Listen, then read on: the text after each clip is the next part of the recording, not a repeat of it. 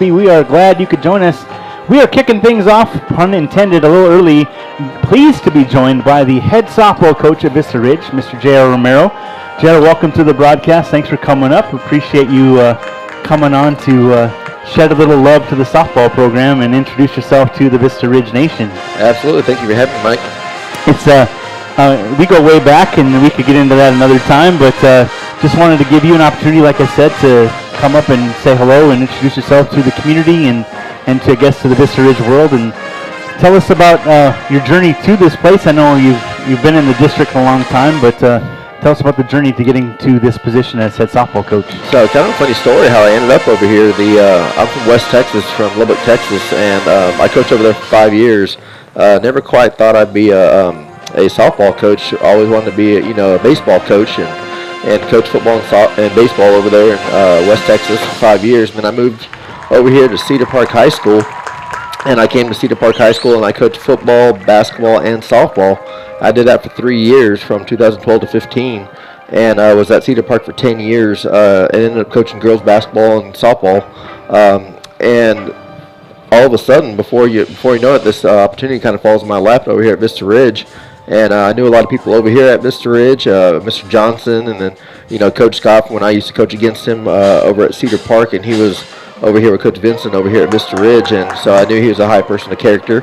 And then of course knew several coaches that came through Vista Ridge High School, Pecos McDaniel, and then also knew Coach Allen and Coach Sim and all those people over here, and definitely was a great opportunity to come over here and be a part of the Vista Ridge culture. Absolutely. And we were just chatting a little bit about that, the legacy of people, legacy of men and women and teachers, educators, and of course coaches. But what does it feel for you to put your name in that list of head coaches and that long list of legacy? Well, definitely over here, Leander ISD is very well known for high success with under the instruction of Jody Horman and Jonathan Lamb. Mm-hmm. They've done a fantastic job and known them for years, and was blessed to coach with Coach Horman's husband and coach against Coach Lamb when he was the head coach over at Leander High.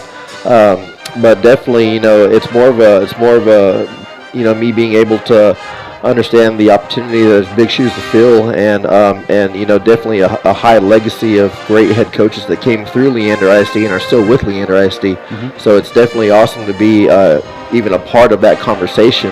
Definitely a blessed feeling and a blessed presence to be in. Excellent. Well, and now that you're finally immersed in it, we're here in the beginning of October, so you've had a chance to be in the Vista Ridge community for a while. What's it been like as you've adjusted to this new position and new location? Absolutely. Vista Ridge, awesome place to be for sure. Mr. Johnson does a fantastic job in his administration team in running Vista Ridge High School, and with Coach Scott and Coach Allen running the athletic side of it, it's definitely a great place to be. The kids are fantastic. It's 6A. I've always been part of a 5A and a 6A, so you just have more kids. Sure. The kids are awesome in the classroom. And as far as the athletes that walk through, it's the same type of hard-working mentality, blue-collar mentality that I've noticed has been part of Leander ISD, and that just attributes to how good of a school district Leander ISD is. Absolutely. And it's we're here getting ready for Vista Ridge taking on Westwood tonight for football, but in athletics and overall there is no real off season. So what's the softball program up to as you are quite honestly a couple seasons away as far as fall, winter, and then getting into it in the spring? Absolutely. What we did right away is we as a program kind of dipped our feet, got into the weight room right away, and we worked out for about 2 weeks, and we did a pre-max in the weight room, and we're right now about 3 to 4 weeks into that after that max, and we're already seeing huge gains in the weight room. Awesome. So definitely happy about that. We're going to the field, around 4 times a week right now. Oh, cool. Okay. And so we're, getting our hands dirty with that, and definitely seeing, who's going to step up and who's going to take role. We actually elected a leadership council, and the kids elected 5 kids for that leadership council. And within that leadership council right there, those kids actually just are an extension of me and my philosophy, to where I bounce a lot of ideas off them, because I'm a huge believer in student-led teams, athlete-led teams are better than coach-led teams. Absolutely. And something I learned from Coach Donnie Ott that definitely instilled in me, and and gave kids a lot of ownership. And that's one thing that I'm very blessed to be around is those kids at Vista Ridge High School that take ownership of that. Awesome. So it's pretty awesome to see. You kind of you put the standard right there, and all those kids are enforcing that. And so it's a sense of ownership, and so it basically makes my job pretty easy whenever you're surrounded by kids like that. Excellent. And as far as program goes, 9 through 12, is it freshman, JV, varsity breakdown, same as usual? Yeah, so for softball, you have a varsity and JV, okay, but you have all freshmen through seniors in the period. Okay. So, definitely have all four. So, from, 14, 15 years old all the way to 17, 18 years old. Sure. And so definitely awesome to see kind of how these kids are developing right away. Even some of the young freshmen that haven't did too much of lifting or the type of workouts that we're doing, and seeing those kids extend and grow is fantastic, and getting a couple of kids back from injury and whatnot and that are rehabbing, and it's pretty awesome. We've had a lot of exposure for a lot of our kids that want to play beyond high school. Okay. And so seeing a lot of people take a lot of interest in them, so definitely exciting times over at Vista Ridge. Excellent.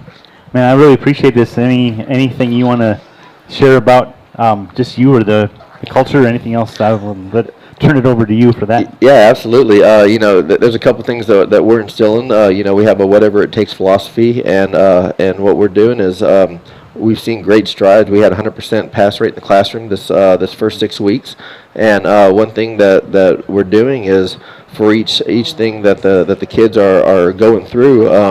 To earn a game jersey, they have to qualify for it. There's a checklist that they have to do, and so we came up with the checklist of what needed to happen. And one of those things being a servant leader, you have to have a servant leadership act. Okay. And each kid has to go and instill that. And so, in order to earn your game pants per se, you got to qualify for a mile time. And so those are things that milestones that we're accomplishing together, and we're pushing each other.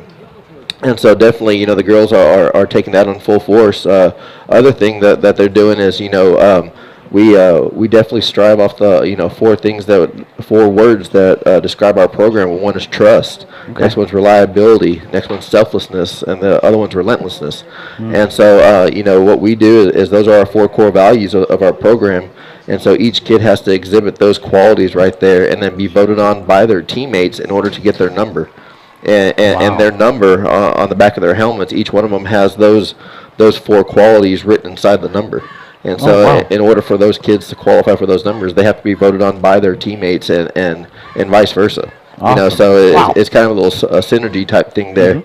And so pretty awesome. And another other things we're doing is Vista Ridge High School, as far as softball, in my personal opinion, is the richest program as far as best foundation in Leander ISD. So definitely be a part of it. It's the one softball program that's been to state twice. And several great coaches and great players have actually come through that program. And so to even be considered to be a part of that program and to actually be able to walk out with those kids in the dugout and on the field is a fantastic opportunity. And definitely, I'm very blessed to be a part of those kids' lives, and they're impacting me a lot more than I could ever do for them. That's amazing. Well, I really appreciate you stopping by, man. I wish you the best luck, and hey, if you ever want to come back, you're welcome to.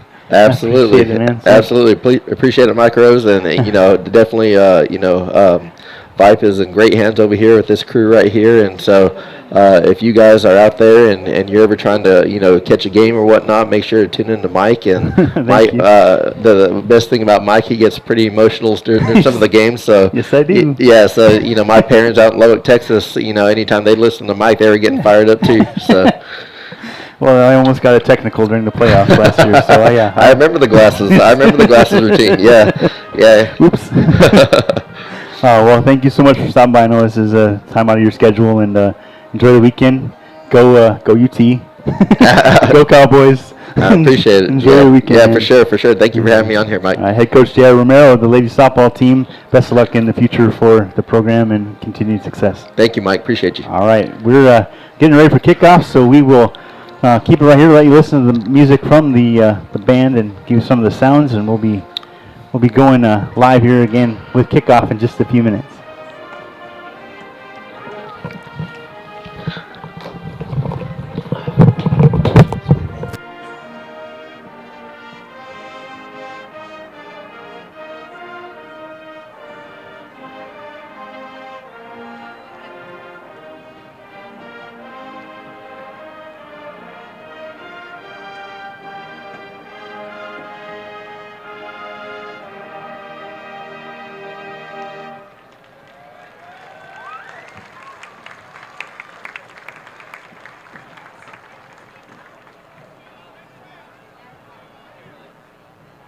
And please remain standing as your state champion Vista Ridge High School band plays the school song directed by Brian Christian.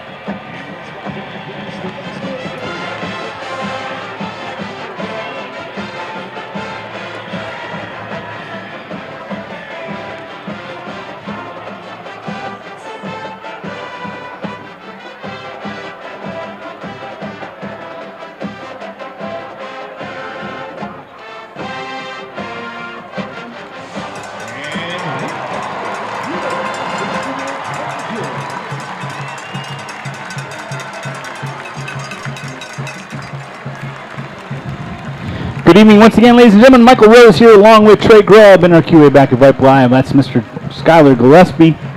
I just put my glasses on, Trey. Wow. Uh-oh. There's some players on the field. I just found them. There they are. And you saw the Rangers come out dressed in their black tonight. The 3-2 Vista Ridge Rangers back home once again after a amazing football game last week. So much fun. It was good to be back. Oh my goodness, that first half was tough. That was tough, but the second half, man, 15-11 the final score. Thank God we get to play two halves. No kidding. Let me tell you. Woo-hoo. Yes, sir. Westwood, the Warriors coming to Gupton here tonight, so welcome into the broadcast. This broadcast brought to you by our friends and sponsors with Booster, the Vista Ridge Booster Club. I had to slow my roll a little bit right there. Thank you to the Booster Club members for making this broadcast possible. Appreciate Coach Garver, Coach Scott, and all the fine folks with Vista Ridge Football for bringing us in here this week. Did not get a chance to speak with Coach Scott as I was hoping to do, but heard some good things, read a lot of great things. Mr. Gaines, remember him? Remember that young man? He is the Bush's Chicken Athlete of the Week. Oh, nice! Honor. Yeah, that's awesome. He got to have that honor. He had one heck of a game last week. Came up huge as it was, earning that honor. So congrats to him, and of course all kinds of great things. Oh, tonight's win, I'm predicting it. Tonight's win over Westwood will make the Vista Ridge football program this week 4-0 against the Warriors. So Wow. congrats to the JV freshman teams for kicking a little butt in the last couple days. So congrats to them. And here comes the captains to the middle of the field. We got ourselves Aiden, we got ourselves Michael, and we got Jackson. And then we also got Josh out there. And let me tell you, folks, as play-by-play folks and color commentating and broadcasting this stuff, white letters on black jerseys, gotta love that. Thank you. Yes. That's like everybody in the whole world should have that. Kudos. Let's give it up for Vista Ridge football. Sometimes, folks, it is very difficult to read the shiny silver or some gray or the colors can sometimes make it a little tough. I remember calling Round Rock football against Rouse one time, and I couldn't. Rouse had a hard, yes. Rouse had some hard read one colors. number on that. Hey, what a great interview that was, Mike. Well, thank you, man. JR is a class act. He always has been. I've been voice of the Cedar Park Lady Timberwolves for the last 6 years. Yeah. Congratulations, by the way. Got yourself a ring for that, huh? Yeah, second state championship ring, which is awesome, and JR was instrumental in designing that ring, and just a great asset to that program. And now he is here at Vista Ridge, and as you just heard, he is instilling excellence. So we are going to... It looks like we won the toss, and we deferred. There we go. And so we will be kicking off, and Westwood will get the ball first. So looked at some numbers. So Westwood is 3-2 on the year, 0-2 in district. So those 3 wins came pre-district. All right. And last year, Vista beat Westwood, and Westwood said, from if you look at their charts and you look at their stats and you look at the games that they've had in the past, you would think that this would be sort of a easy game. They might have thought that last week too. Yeah. So I bet you coach is not going to let them think that like that at all.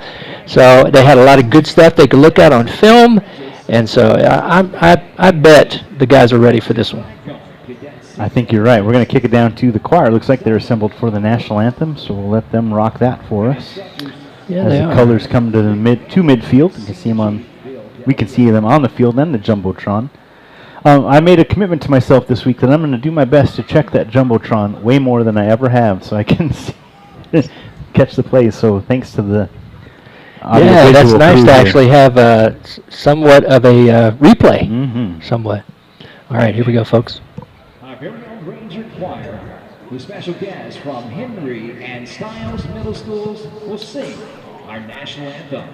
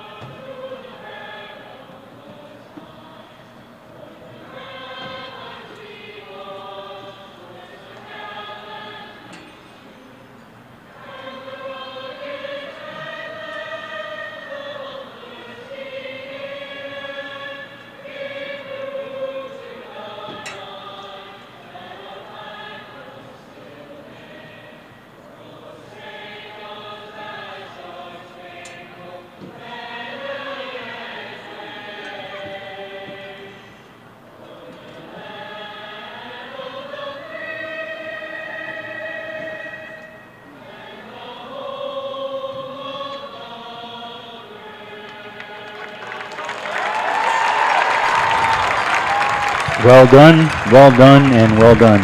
Man, that sounded awesome. Sure did. You know what it was? They didn't have us. They didn't have us, there. first of all, but they added the O'Henry and Stiles Middle Schools to the mix. So there we go. Got those high voices. Well, that was really cool. Well done indeed. So yes, Vista Ridge coming back home again tonight. We'll be on the road next week, but yeah, it's like Trey, you were just mentioning, this is definitely not a game to overlook. And last week, Coach Scott said during the homecoming festivities that McNeil was looking at this as a must-win. And by goodness, if there wasn't 2 halves to that game, they would have definitely had it in the in the books, but Well, thankfully- just too many mistakes. Yeah. Too many mistakes in the first half, and McNeil played out of sight. Their defense was really going all over the place. Yeah. Really disciplined. So it was a great test, right? It was a great test of focus. It was a great test for the coaches because at that halftime, that's not easy, right? That's not easy going into half and trying to change the whole mindset, right?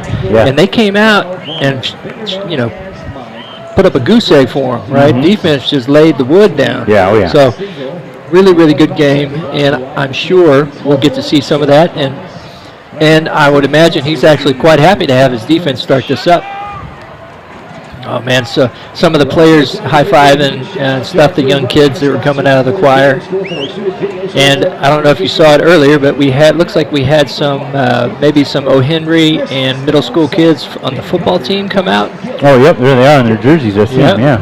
Nice. They were running out. I can remember when Dylan in Deer Park, he went up to McNeil and for the basketball.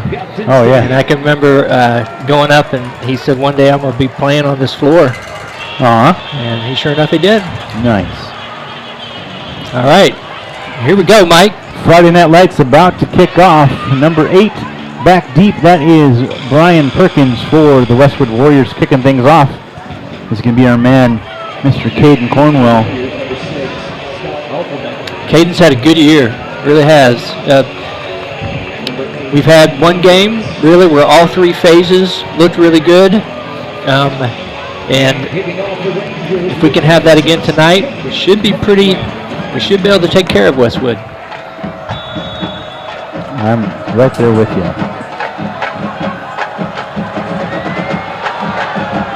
End over end. Fielded right about the 12-yard line. Up to the 20-25 zone, feet to the 30, gets across the 30, lowers his shoulder all the way up to the 35-yard line. A gain of about 23 yards on the carry. One thing that the special teams has done well this year, they've really covered punts and kickoffs really, really well. Haven't had someone break them. And actually haven't had a scenario where it actually worried us, right? Right.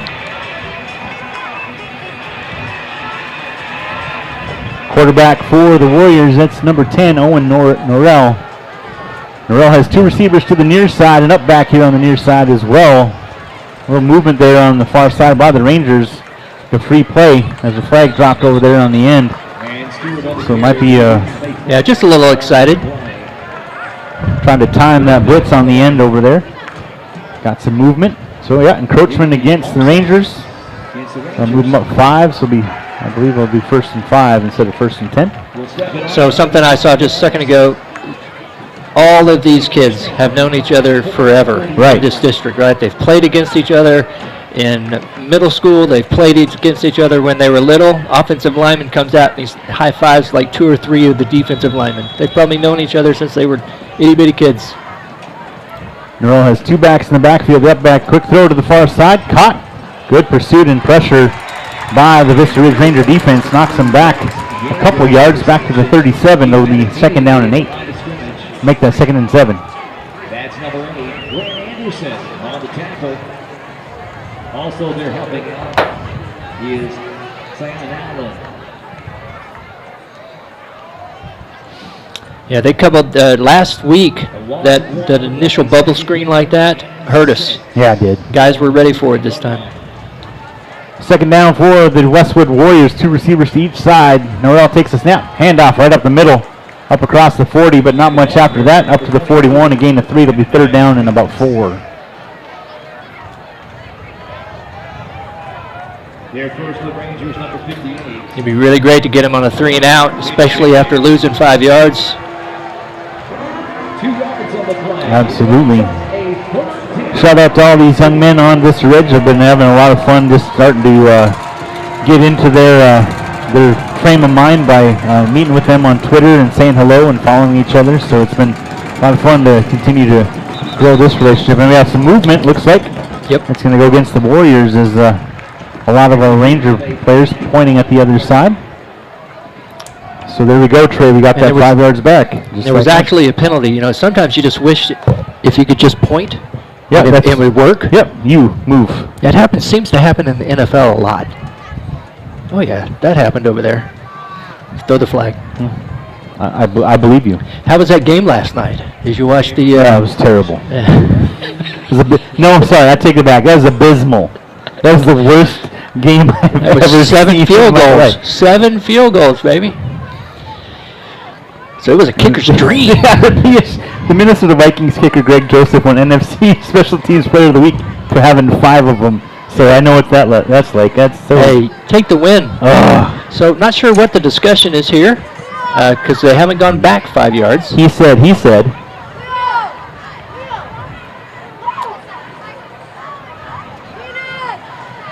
Here comes the West Cap. Vista's coaches are out on the field like, if we could get any kind of information, that'd be great. Because they really want us to know what's going on. Well, okay, so they're waving the flag off. All right. And after a deep discussion, Did you hear that? Dave is so great. He's awesome. A deep discussion. After a deep discussion. Nothing. Oh, and that's like out there for everybody to hear. Oh, that's just wonderful. Gotta love Dave. Coach Wood over on the far side for Westwood. He's wondering what the heck's going on as well. So it remains 3rd down and 4 for the Warriors. Ball placed at the 41-yard line. 10:30 to go here in the first quarter. No score so far. 2 receivers to each side. Norrell fakes the handoff and the dive up the middle, and he's going to lose a yard. It'll be 4th down and 5. Actually going to lose 2 back to the 39. Yeah. Great job by the Ranger defense, per usual. A little surprised that he actually kept that.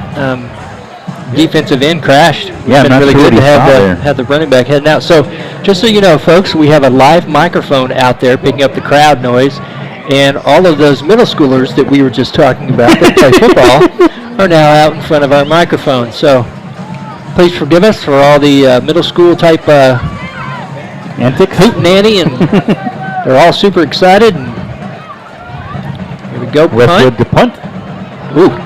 Coming near side, it's going to go out of bounds inside the 35. We'll see where they place it, if Man. it's up at the 35 or where, but That that was was Norrell, the punter, and the quarterback, playing double duty right here. We'll see where they spot that ball. Looks like it'll be right up at the 40. Oh, that's good field position for us. yeah, you remember last week, McNeil went through 4 punters, I think. They did. They were struggling. Now, last week, 3 and out, 3 and out, 3 and out for our Rangers. Let's see what the offense can do, because the defense has given them a nice setup. Uh-oh. Okay. Now we're going backwards. So everybody got on one of the referees, and he was not the lineman, the line judge. So now we're going from the 40 back to the 33. And he is explaining that to our very confused, because that affects the play call, It sure everything. does. You got to know that stuff right away. 2 backs in the backfield. Jackson Harrell has 2 receivers near side. Murray coming in motion from the near side to the far side. Harrell, handoff right up the middle, bouncing to the right side. That looks to be Garcia. Gains a couple up to the 35. It'll be 2nd down and 8. Really like that call, Mike. Last week, we came out, pass, we got off the field. Yep. I really like hitting them with the run right away. I think that sets up Harrell perfectly to get a good running game going. Snap. Harrell, handoff. Garcia going up on the left side. Gets some plenty of room. Now he's met by a swarm of Westwood Warriors. Gains up across the 40 to the 42-yard line. That should be a 1st down. It'll be actually a yard shy. Well, we got a guy over here. Okay, well, Yeah, I know. I'm even confused as which one does the line. I am too. The ref and the coach is also now asking him. It's like we need the referee to be in the right spot, help us out. 3rd and 1 for the Rangers. 2 receivers to the near side. Jack Bordelak all alone at the top of the screen. Murray coming in motion now. High snap over the head of Harrell. He's going to go way back. He's going to fall on it. Way back close to the 20-yard line. We had some trouble last week with the high snaps. I love the fact that Harrell actually stayed out on the field. We can do it. What are you talking about? 4th down and 30? We're good. Actually, 22. Ball back at the 21-yard line. Loss of 21 on that high snap. So here comes Duchesquette to punt it away. Back deep for the Warriors. Looks to be number 1. That is Grant Yeager. Duchesquette gets it away. Nice punt. Nice spiral. Close to midfield. And a fair catch signaled inside Ranger territory. Ball will be at the 48-yard line. 1st and 10 for the Warriors. Yeah, that's unfortunate. Just goes to show you it's all the details, right? Mm-hmm. Just a little bit of snap. You got to stay focused. That defense, they handled this really well last week.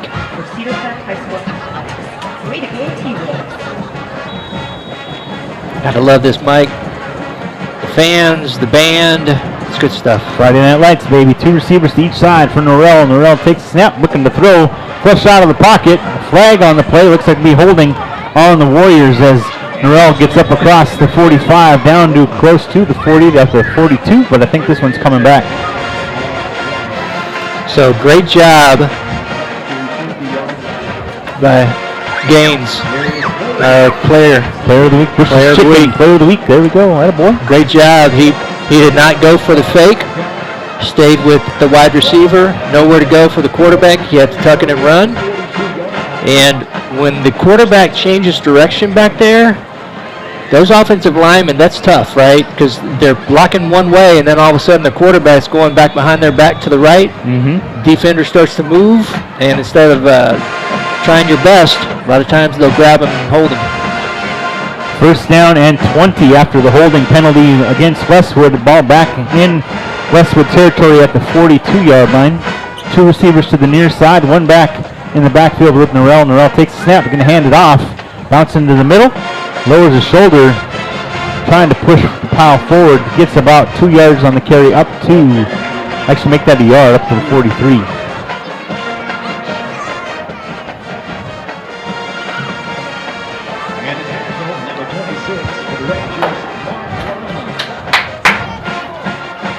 Play clock's already started. They're looking like they're struggling a little bit with getting the play called out, so that's going to make things a little bit rushed. That makes the offensive lineman, makes everybody feel a little bit rushed. 5 seconds on the play clock. Norrell looking to the side, now a timeout Yeah, call. we got to call a timeout. And that was really on the coaches, It right? is. That's really on the coaches.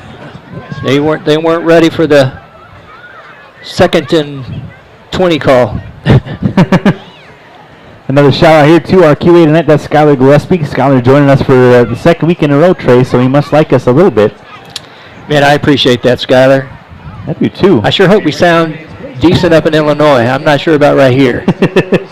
Vype Live Studio is ever expanding and expansive. And of course, also, since I'm giving some shout out to Suna Venkat for getting us all set up as she always does. She is all over the place on a Thursday or Friday night or even Saturday when they cover Southwestern University. So kudos to her and thank you so much. Yeah, and my queen, she had some work done this week. Yep. T's and P's, K-Dub. T's and P's. You love you, K-Dub.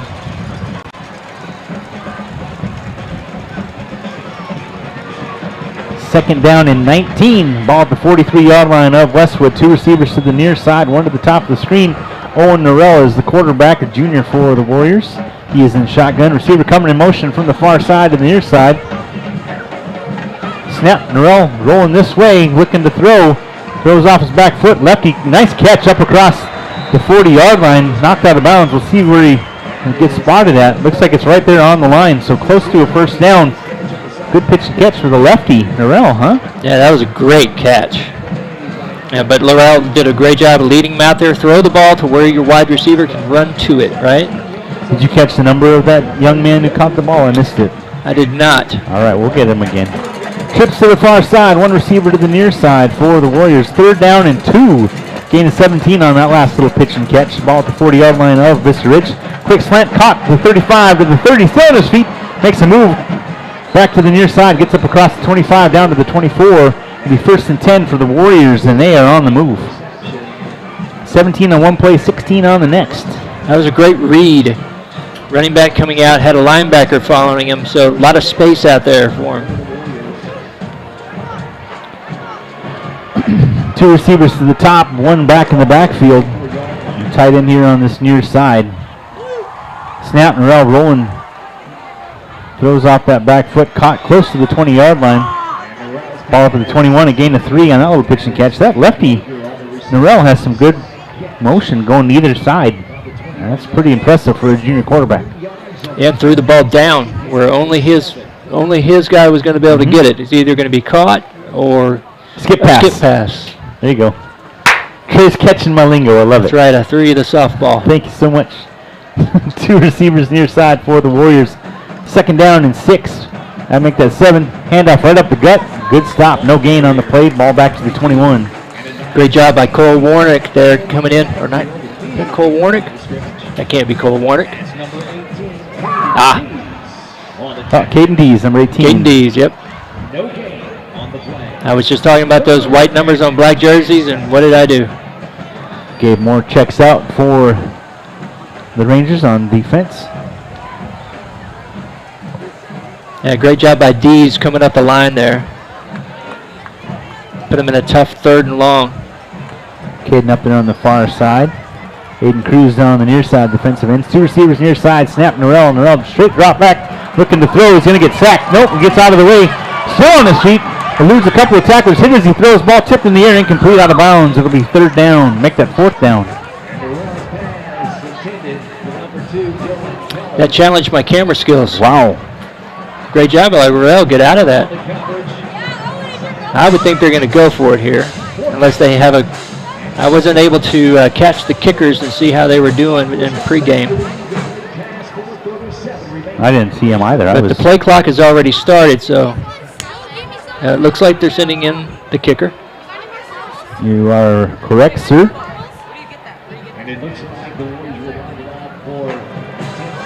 Number 83 is the kicker for the Warriors. It'll be about a 37-yard attempt. He's at 38, and it is good. Wow. Yeah, nice kick. That's Zach Harris with a 38-yard field goal. Makes it 3-0 with 4:32 to go here in the ball game, in the first quarter, I beg your pardon. Well, holding them to 3 points is certainly a victory at any point. Absolutely. Nice job. That was pretty stellar. It was 2nd and 19, and they got 17 out of that and 16 yards on the next one. And good job by the Ranger defense for stuffing them just outside of the red zone. It was 4th down and 7, and a 38-yard boot makes it 3-0 with 4:32 to go here in the first quarter. And I bet you the Ranger faithful are probably sitting there thinking, no, not like last week, not like last week. When in fact it's really only one play that caused that. Right? That's right. A bad snap. And we had several of those last week. So I'm sure they worked on it. Yeah. Jake Pando and Tian Murray back deep for the Rangers for this kickoff.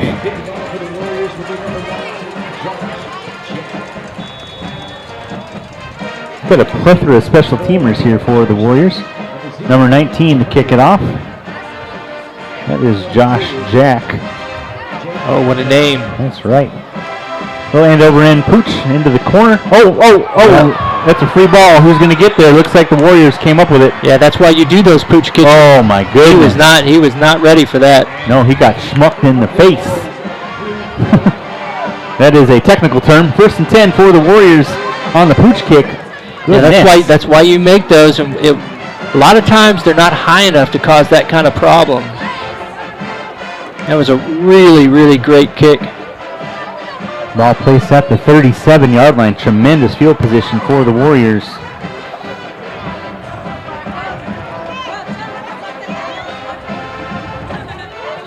And just for the folks listening and watching later, part of the trouble there is kickoffs. That's a live ball from the time it leaves his foot. So it's not like a punt. You can't let that thing fall. Right. You got to get to it. Yeah, just like on the onside, it has to go 10 yards. That went well past the 10-yard mark and unable to come up with that that kickoff, and now we have 1st and 10. Norrell takes the snap, drops straight back, looking to throw to the left side, has a receiver downfield, good coverage, incomplete, and the flag comes in. Oh, my that's goodness. a bad call, sir. And number 24, Emmy Landers, was there step for step with him, looking back for the ball, and I guess maybe their hands got tied up, but it's going to be a 15-yarder against the Rangers. That looked, well, to this guy's eyes, that certainly looked called holding on him.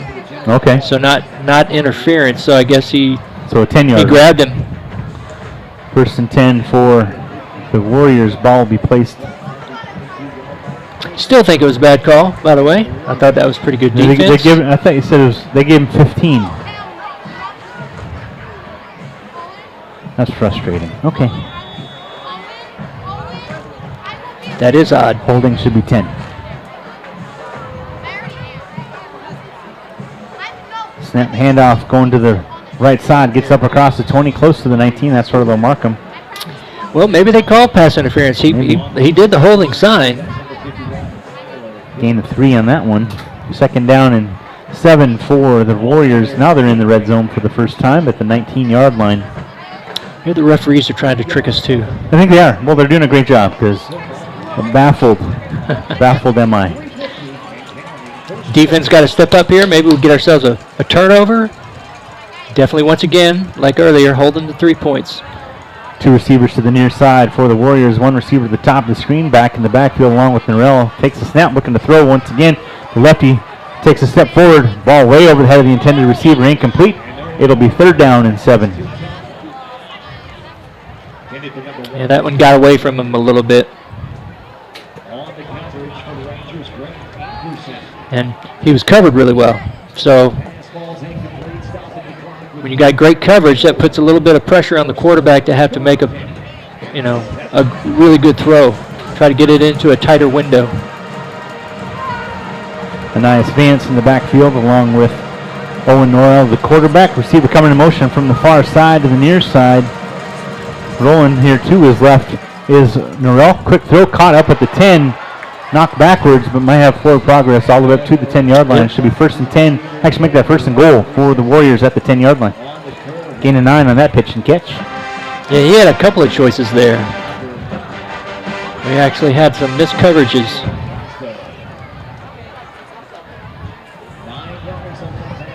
We don't play a lot of zone. Looks like we're up a little bit tight on them, so that's good. 2 receivers to the top, 1 to the bottom. Norrell takes a snap, handoff Vance. Vance has nowhere to go except backwards, a loss of at least 3. Yep, back to the 13 on that. So it'll be 2nd and goal at the 13-yard line. Yeah, one thing, because this is I would think that this is a pass play. We just need to get some pressure with our front 4, maybe send a blitzer. Make him feel uncomfortable. He looks like he's feeling pretty comfortable back there. Snap to Norrell, dropping straight back, looking to throw, has a player trip. It's intercepted in the end zone, but a flag comes out. He tripped, y'all. Come on now. Still on his feet up to the 30. It's going to come back, unfortunately, all the way up to the 40. Gets up to midfield, coming back to the near side, and another flag comes in late. Might have a block in the back.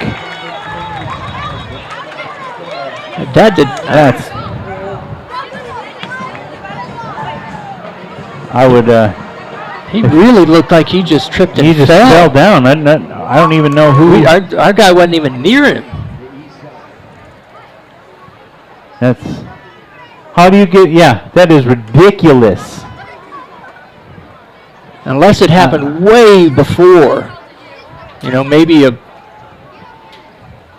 hold or something way before the throw.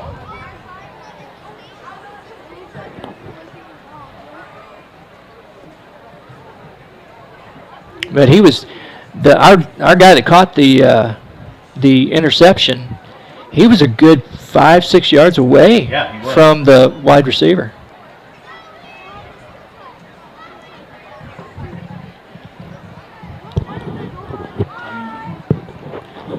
This just does not make Mike happy.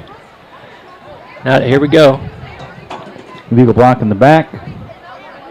Illegal contact. Yep, legal contact. One is declined. Man, that's just... First down, ball be placed by probably about the 5. Or at least maybe the 7 or 8, half the distance, I'm guessing. We have a player down, by the way, just FYI. That's why a little bit of time's going off here. Coach is out there talking to him. I mean, I'm not sure what their guy saw, but... Looks to be Caden Dees coming off the field with the training staff under his own power, which is a good thing. Maybe this will fire up the defense. First and goal once again, now this time at the 4-yard line. How do they get 9-yard penalty? Can someone explain this to me? Well, explain the math to me. How do you do that? I've never heard of a 9-yard penalty in my life. Well, I know it's half the distance to the goal, or maybe it's a spot foul. Snap, Norrell going around the right side, on his feet, spins around, touchdown, Warriors.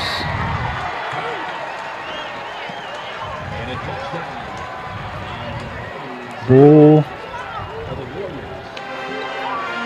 All right, so the Rangers are down in a hole. You know what this means in sign language? I'm not going to look. Can't be something. It can't be anything good.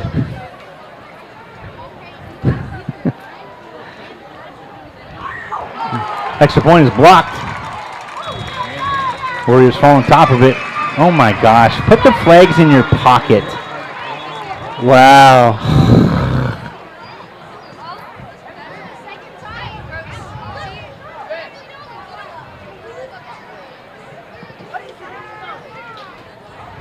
They may call it a late hit. Personal foul. Against the Rangers. It's going to be a hell. So yeah, they're calling a late hit. They're calling a late hit. The kicker getting hit by someone after he was on the ground. Which there's not a coach in football that does not tell players to go for balls on the ground. Right. Because if we could actually pick that up, we can run that back for a score. So our guys are just going in trying to get the ball. They're just playing. They're definitely a little tight to the vest to begin with. Oh, sorry. No, I was just going to say, and as a coach, you just want to see that. If you're going to call it that tight, you just want to see it be called consistently, both sides. Right now, not a lot of penalties on Westwood, so we'll see how things go here. I'm baffled and, yeah, it's ridiculous, absolutely ridiculous. So if I'm Westwood, I certainly maybe try another onside kick. Oh yeah, if it ain't broke, don't fix it. I mean, well, and you got 15 yards, so you're actually kicking off from the 45-yard line of Vista. Mm-hmm. Really no reason whatsoever to have someone back deep for Vista, and they don't. Have somebody back there really looking for that pooch kick. A little surprised that second line isn't a little bit further back, because there's a lot of space there for him to do a pooch kick in between them and the back guy. Garcia back deep. Number 83, Zach Harris to kick it off. He's just going to kick it deep. It's going to go in and out of the end zone. There'll be touchback. First and 10 for the Rangers at the 25. That was Demarni Stewart who ran that in from 4 yards out for the Warriors, making it 9-0 after the blocked extra point attempt. So it is 9-0, 2:08 to go here in quarter number 1. You are listening to Michael Rose and Trey Grubb, our QA back at Vype Live. That's Mr. Skylar Gillespie. But Trey and I are officially, it's been every week so far, but we are Ranger faithful, because what I'm watching right now is a little frustrating, to say the least. Yes. Two receivers to the top of the screen. First and 10 for the Rangers at the 25-yard line. Harrell looking to throw, going deep near side, has a receiver. That's Tanner Brosey, and he can't come up with it. Oh, it's getting out of his hands. My goodness. What an effort, though. Great job and effort. Well, you can always count on him. He's going to give you everything he's got. It's got to feel like it's been an hour since they were out on the field. We got 2 minutes left here in the first quarter, and this is their second possession.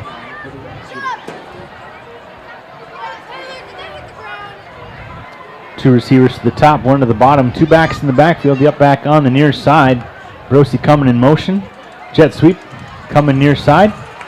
Actually make that is Heffelfinger, not Brosey. Nice job by Heffelfinger. Reese making a good run right there around the edge on that little shovel pass. And a nice carry and a good pickup of 9 yards on second down, be 3rd and 1. Yeah, 3rd and 1's always better than 3rd and 9. Absolutely. Two backs in the backfield. Heffelfinger in motion from the near side to the top of the screen. Harold takes the snap, handoff right up the middle, hitting a wall, getting close to a first down. Looks like he'll just get enough as he gets up across the 35. I mean, I tell you what. There's a lot of extracurricular going on down there, and I'd like to see a flag be thrown against the Westwood Warriors for unnecessariness. I just made that up. Well, and for me, just a little frustrated with the linesman. Normally you got somebody coming in with their left foot. Their job is to do it where they see it was on the left foot. Another guy's the right foot, right there. So they're both trying to do it correctly, and they just seem to be really off. Two backs in the backfield. Roca coming across. Handoff on the near side. Oh, beg your pardon, off to the far side. That's Jackson Harrell with the handoff. Wait now, what's going on? Less than a minute going on here. Seeing here. What was that? I'm all confused. I didn't see who that was, evidently. Two receivers near side, one back in the backfield, and behind Harrell, I should say. Michael Roca, the up back. Handoff right up the middle. Still on his feet. Good extra effort right there, getting up across the 40, all the way up to the 43-yard line. It'll be 3rd down and 2 for the Rangers.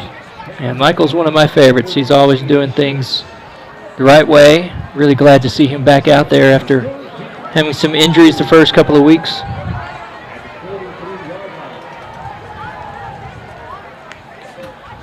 Definitely got him. Go for it. There you go. Oh, they're going to call the play dead? They called the play dead. Oh, my gosh. No.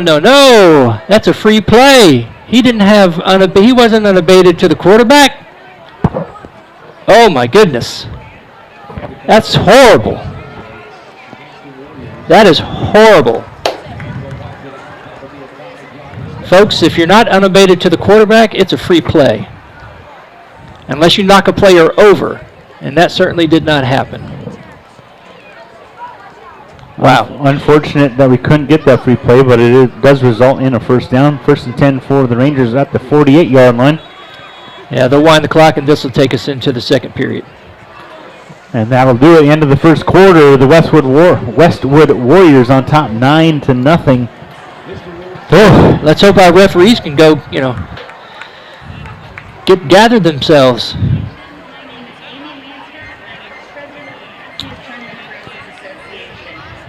I mean, that's, Michael and I can get upset about it. We're social justice minded, that's all. But the boys on the ground definitely they can't be thinking about those refs, not like we can. And as Michael mentioned, we are a bit of homers, and we're okay with that.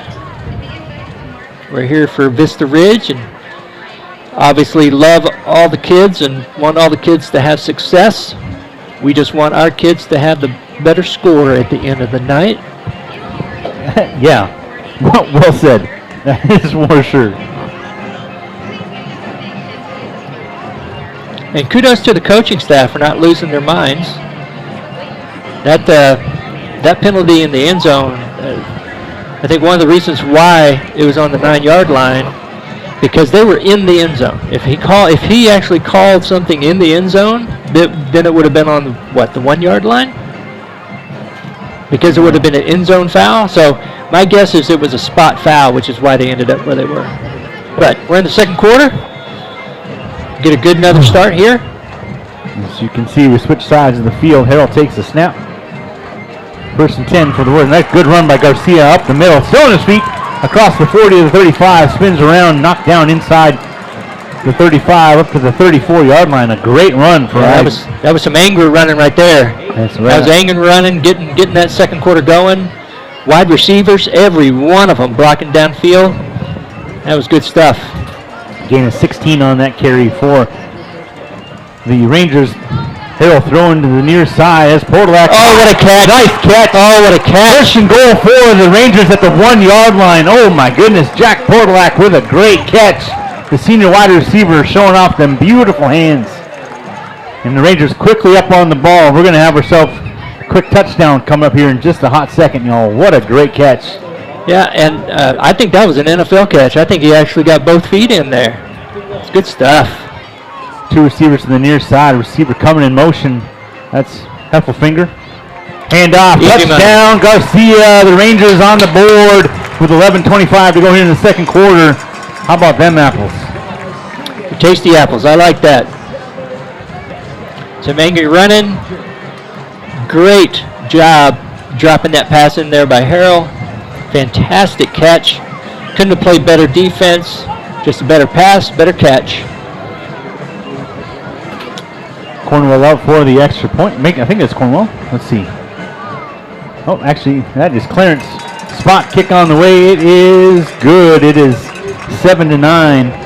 Rangers on the board. Well, that's a good way to start that second quarter, Michael. Absolutely. I know you're supposed to say the high score first, but I had to give Vista credit for that one. 9-7. Westwood on top with 11:25 to go here in quarter number 2. Michael Rose along with Trey Grubb. Yeah, and hopefully that gets the crowd into it a little bit. Yeah, giving these young kids from the middle schools a good show right there. Showing them to might I say, the microphones out there haven't really heard anything horrible. I think the boys are doing pretty well out there. They have a lot of food in their mouths. I can see that. Take what we can get.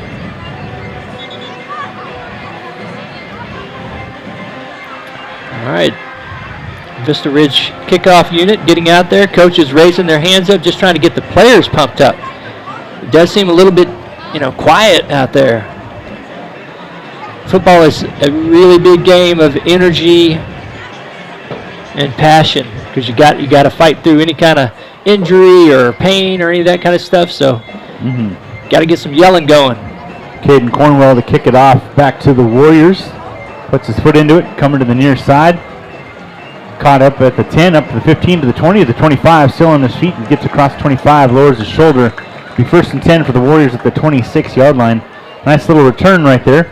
Wanted to give credit. I said Clarence had the extra point. Clarence DePerine and Caden Cornwell, the kicking tandem for the Rangers, and they doing a good job. So again, 11:19 to go. It'll be first and 10 for Westwood. They lead 9-7 here at Gupton.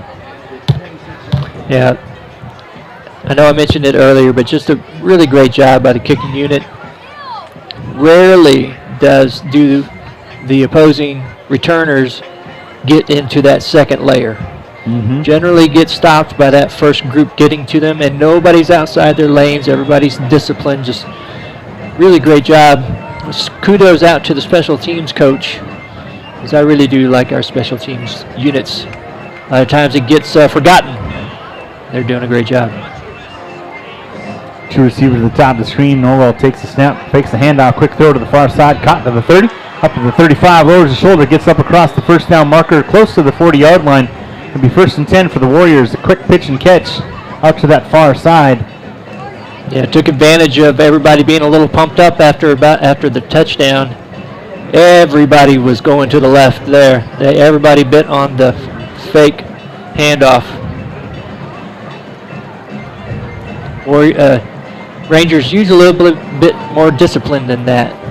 Ball at the 38. Handoff coming near side. That's Van. Actually, make that Stewart. Lowers the shoulder. Gets up to the 40-yard line. That was a battle of wills right there.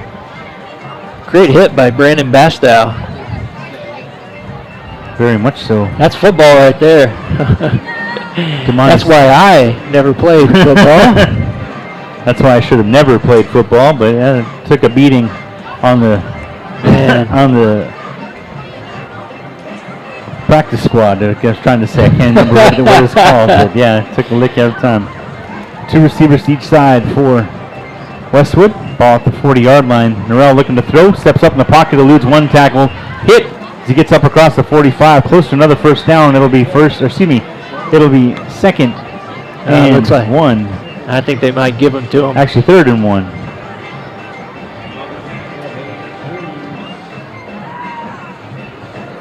Oh, Man, he definitely. Yeah, he got there. Okay. He definitely what got there. the heck? Ball at the 48-yard line. Boy, he definitely smelled the heat coming there. He stepped up right as we got to him. That was a really good call, really good blitz call there. Almost got to him. You notice how Westwood, they go sideline to sideline with their wide receivers. Receiver in motion from the near side to the far side. Vance gets the handoff, lowers the shoulder up across midfield into Ranger territory, all the way up across the 45 down to the 44-yard line. He's a tough runner. Gain of 6 on that one. Make that 8. Beg your pardon.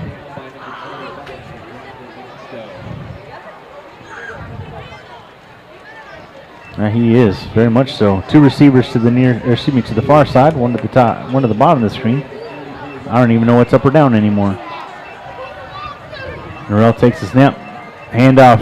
Vance. Vance gets around the edge. Right at the first down marker. Looks like they'll be a yard shy. A nice job by the defense to make a tackle. And the 3rd and 1 at the 43. Now you notice they're not going up the middle as much. Trying to get him out there in space. That's another thing that happens whenever you put those wideouts way far out there. Gets a couple of defenders out away from the action and puts them on a one-on-one kind of island. Not really any way to give them help. So if you get a good battle of one-on-one and win it, you got a good throw. And the pistol, Norrell takes the snap, handoff to Vance. Vance stood up, still on his feet. Great job. Nice warning tackle, knocks him backwards. It'll be loss of a couple back to the 40, actually 44 and a half. Yeah, great job there, because Vance actually bounced off of somebody and they held on to his foot. And pursuit. A huge 4th down play right here, and you can see it on the screen and it makes some noise on the big jumbotron here at Gupton. That's Aiden Cruz up there. You know we are right here. Definitely are. 2 receivers to the bottom of the screen here, 1 to the top. It's 4th down and 2. Ball at the 44-yard line. Snap. Norrell looking to throw. Flushed out. Quick throw. Caught. Bounced around. It'll be a first down. Ball up at the 41-yard line. Dang it. Vance holding on to that. Man, he took a shot. Great play call. Just a really good play call. And like we talked about, our front guys need to be able to get into the backfield. They need to cause some pressure, or we need to start blitzing them. Down to 7. Try to get Norrell a little bit rattled back there. Right now he's really comfortable. Inside 7 minutes to go here in the second quarter. Back coming out of the backfield, empty pro set, a quick throw, caught up at the 45. Spun around and brought down, no gain on the play, maybe a loss of a yard. Nice job by the Ranger defense. It'll be 2nd and 11, ball back at the 42. And that is one way for Westwood to keep Vista from being able to cause pressure in the backfield there. Those little quick hits. Not seeing a lot of, super down the field. We saw a little bit of that in the first period. They're doing a lot of quick hits. The running in this second quarter for Westwood has definitely helped them. I mean, we got 6:15 left in the first half. Receiver coming in motion from the near side to the far side. Overloaded on that left side. Norrell rolling to his left. Quick throw on his feet. A nice catch up across the 35 down to the 30. It'll be 1st and 10 for the Warriors. Ball at the 30-yard line. There's no stopping this kid, Trey. Well, we played off of him there and gave a lot of space. Just trying to keep it in front of him. I'm too busy looking at this quarterback lighting us up. I don't even know who he's throwing to. I can't even tell you who caught it. I can't even tell you anything about it other than, dang, this kid is good. Yeah, he's throwing some good balls, and when you're a lefty, it always looks really cool. 2 receivers to the near side. tight end up there on the top. Excuse me, on the bottom, one receiver to the top. Real quick throw up at the 25, still on his feet, spinning around. Yeah, they're taking advantage of the zone we're playing right now. Gain of 8, make that 9. There again, where are we standing? Where are we putting this ball, y'all? Well, I was telling you earlier, I'm not sure who to look at anymore, because the guys on the sidelines who usually do that, they just seem to be in different spots. So I'm glad you have to, because I'm not paying attention to it anymore. Second and 2 at the 22-yard line. 2 receivers near side. Again, that tight end coming to the near side, so heavy on this side. Receiver coming in motion from the near side to the far side. And Vance trying to get that edge on the far side. Does get there. Goes up and over, trying to get close to that first down. He should have it right there at the 20, depending on where they get him at. Yeah, he was trying to do a little bit of Le'Veon Bell there, jumping over the top of folks. Well, I thought you were going to say Le'Veon Bell knocking out Adrian Peterson in that boxing match a couple weeks ago. Nope. They fought in a boxing match. They did. Well, probably less than a month ago. Yep. Guess you got to make money. You got to make money. You got to make money. All right. Well, first down, and we got 12. So I would be shocked if we don't have a timeout here. 4:40 to go here in this first half. The Rangers trail 9-7. Only 2 possessions for your Vista Ridge Rangers, and the timeout is called with 4:30 to go. Yeah, they got the play clock got down to about 2 seconds. So second timeout for the Warriors. 4:30 to go. They are marching. They're in the red zone once again. Well, time of possession is definitely an issue here. And we scored that touchdown, I believe, with 11 minutes and 20 seconds. So we scored within under a minute, and they've had the ball ever since. Yep, they have. It's been just shy of 7 minutes that they've had this football here on this. This is their 4th possession of the evening. They had back-to-backs, kicked a field goal, and a pooch kick, and they went down and scored a touchdown. The extra point was blocked, which is why we are at 9-7 after Vista Ridge came back at the end of the first half on a nice drive. Started the second quarter with a big pitch and catch to Portalac all the way down to the 1-yard line, and then Isaac Garcia ran it in on the left side from a yard out. Well, it's not a coincidence that they've had success on this drive and held the ball for as long as they have, because their success in running the ball, which they were not having in the first period. Most assuredly, our guys were stopping it. They're having success running the ball, which is opening up some of those passing lanes, and they're doing some dinking and dunking. Having those guys wide out like they are, that definitely takes a DB away from the play.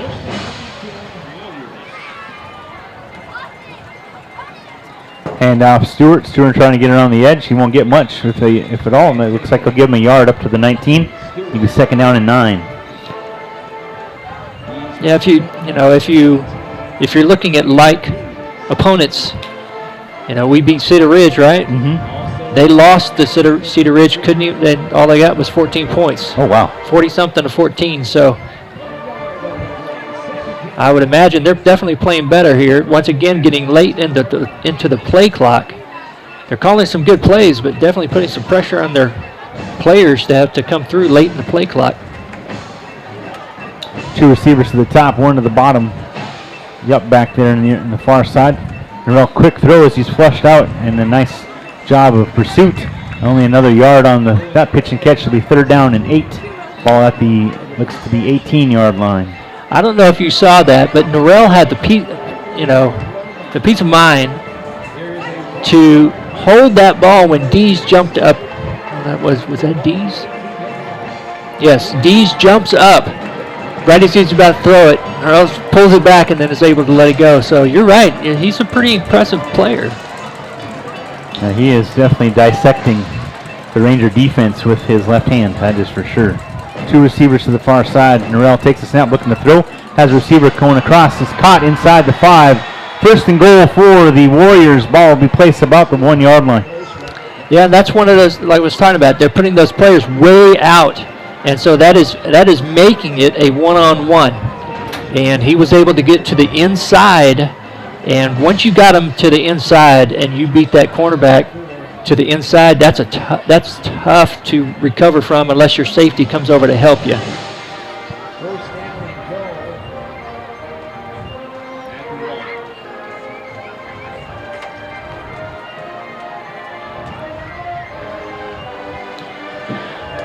First and goal for the Warriors at the 1-yard line. Pistol formation. Norrell takes the snap. Handoff Vance. Vance dances around into the end zone. Touchdown. Yes.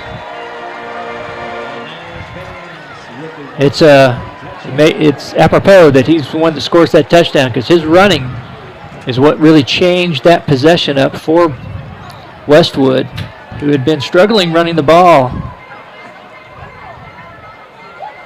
That time they had success at all phases. Jack Harris out for yet another extra point attempt. Snap, spot, kick on the way. It is good. It is 16-7 with 2:23 to go here in this first half. There is time. There is time for another score here for your Rangers, but not much. Yeah, that was pretty impressive. 9 minutes off the clock, I believe. Yeah, just shy of 9 minutes. Just by a couple of seconds, to be honest. Like 8 minutes, 56 seconds to be exact. Yeah, you can't draw that up any better. Yeah. And they just had them on their heels.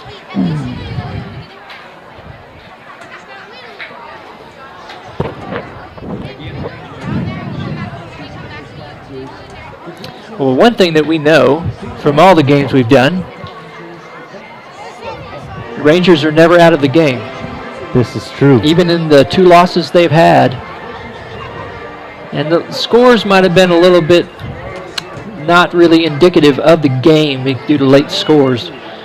They were pretty much in every game except for a couple of big plays. Mm-hmm. And to be honest, that was one of the, I'm not sure, that might be one of the longest drives I've seen against the Rangers. History? Yeah, yeah. No, and against the Rangers this year. They just don't give up long drives. It's by far the longest. I keep track of starts and stops. The end over end pooch kick needs to get out of bounds. Then it is picked up inside the 20, still on his feet, tripped up. The 1st and 10 for the Rangers. Smart play though. Smart play. Because that did not look like, it looked like from the kick that it was going to go out of bounds. But really, really great job by Jake Pando. Getting it, making sure, right? You got to make sure. I was trying to decide if that was 26 or 22. I'm glad you noticed it was Jake. That was a heads up right there. I was thinking they were going to try and let it go out of bounds, which the ball bounces funny because it's shaped funny. 1st and 10 for the Rangers at the 21-yard line. 2:19 to go here in the first half. 2 receivers to the near side. High snap. Harold takes it down. Quick throw to the near side. Wide open. Caught. That's Podolak up to the 35 to the 40. Angles out of bounds. They'll get out of bounds with 2:11. And a flag comes in. Oh, they can't call that on our guy for patting him on the head, saying great play, good tackle. Are you kidding me? Don't you dare call that on them. Don't you dare. Don't you dare. Well, they might dare. Give me a break.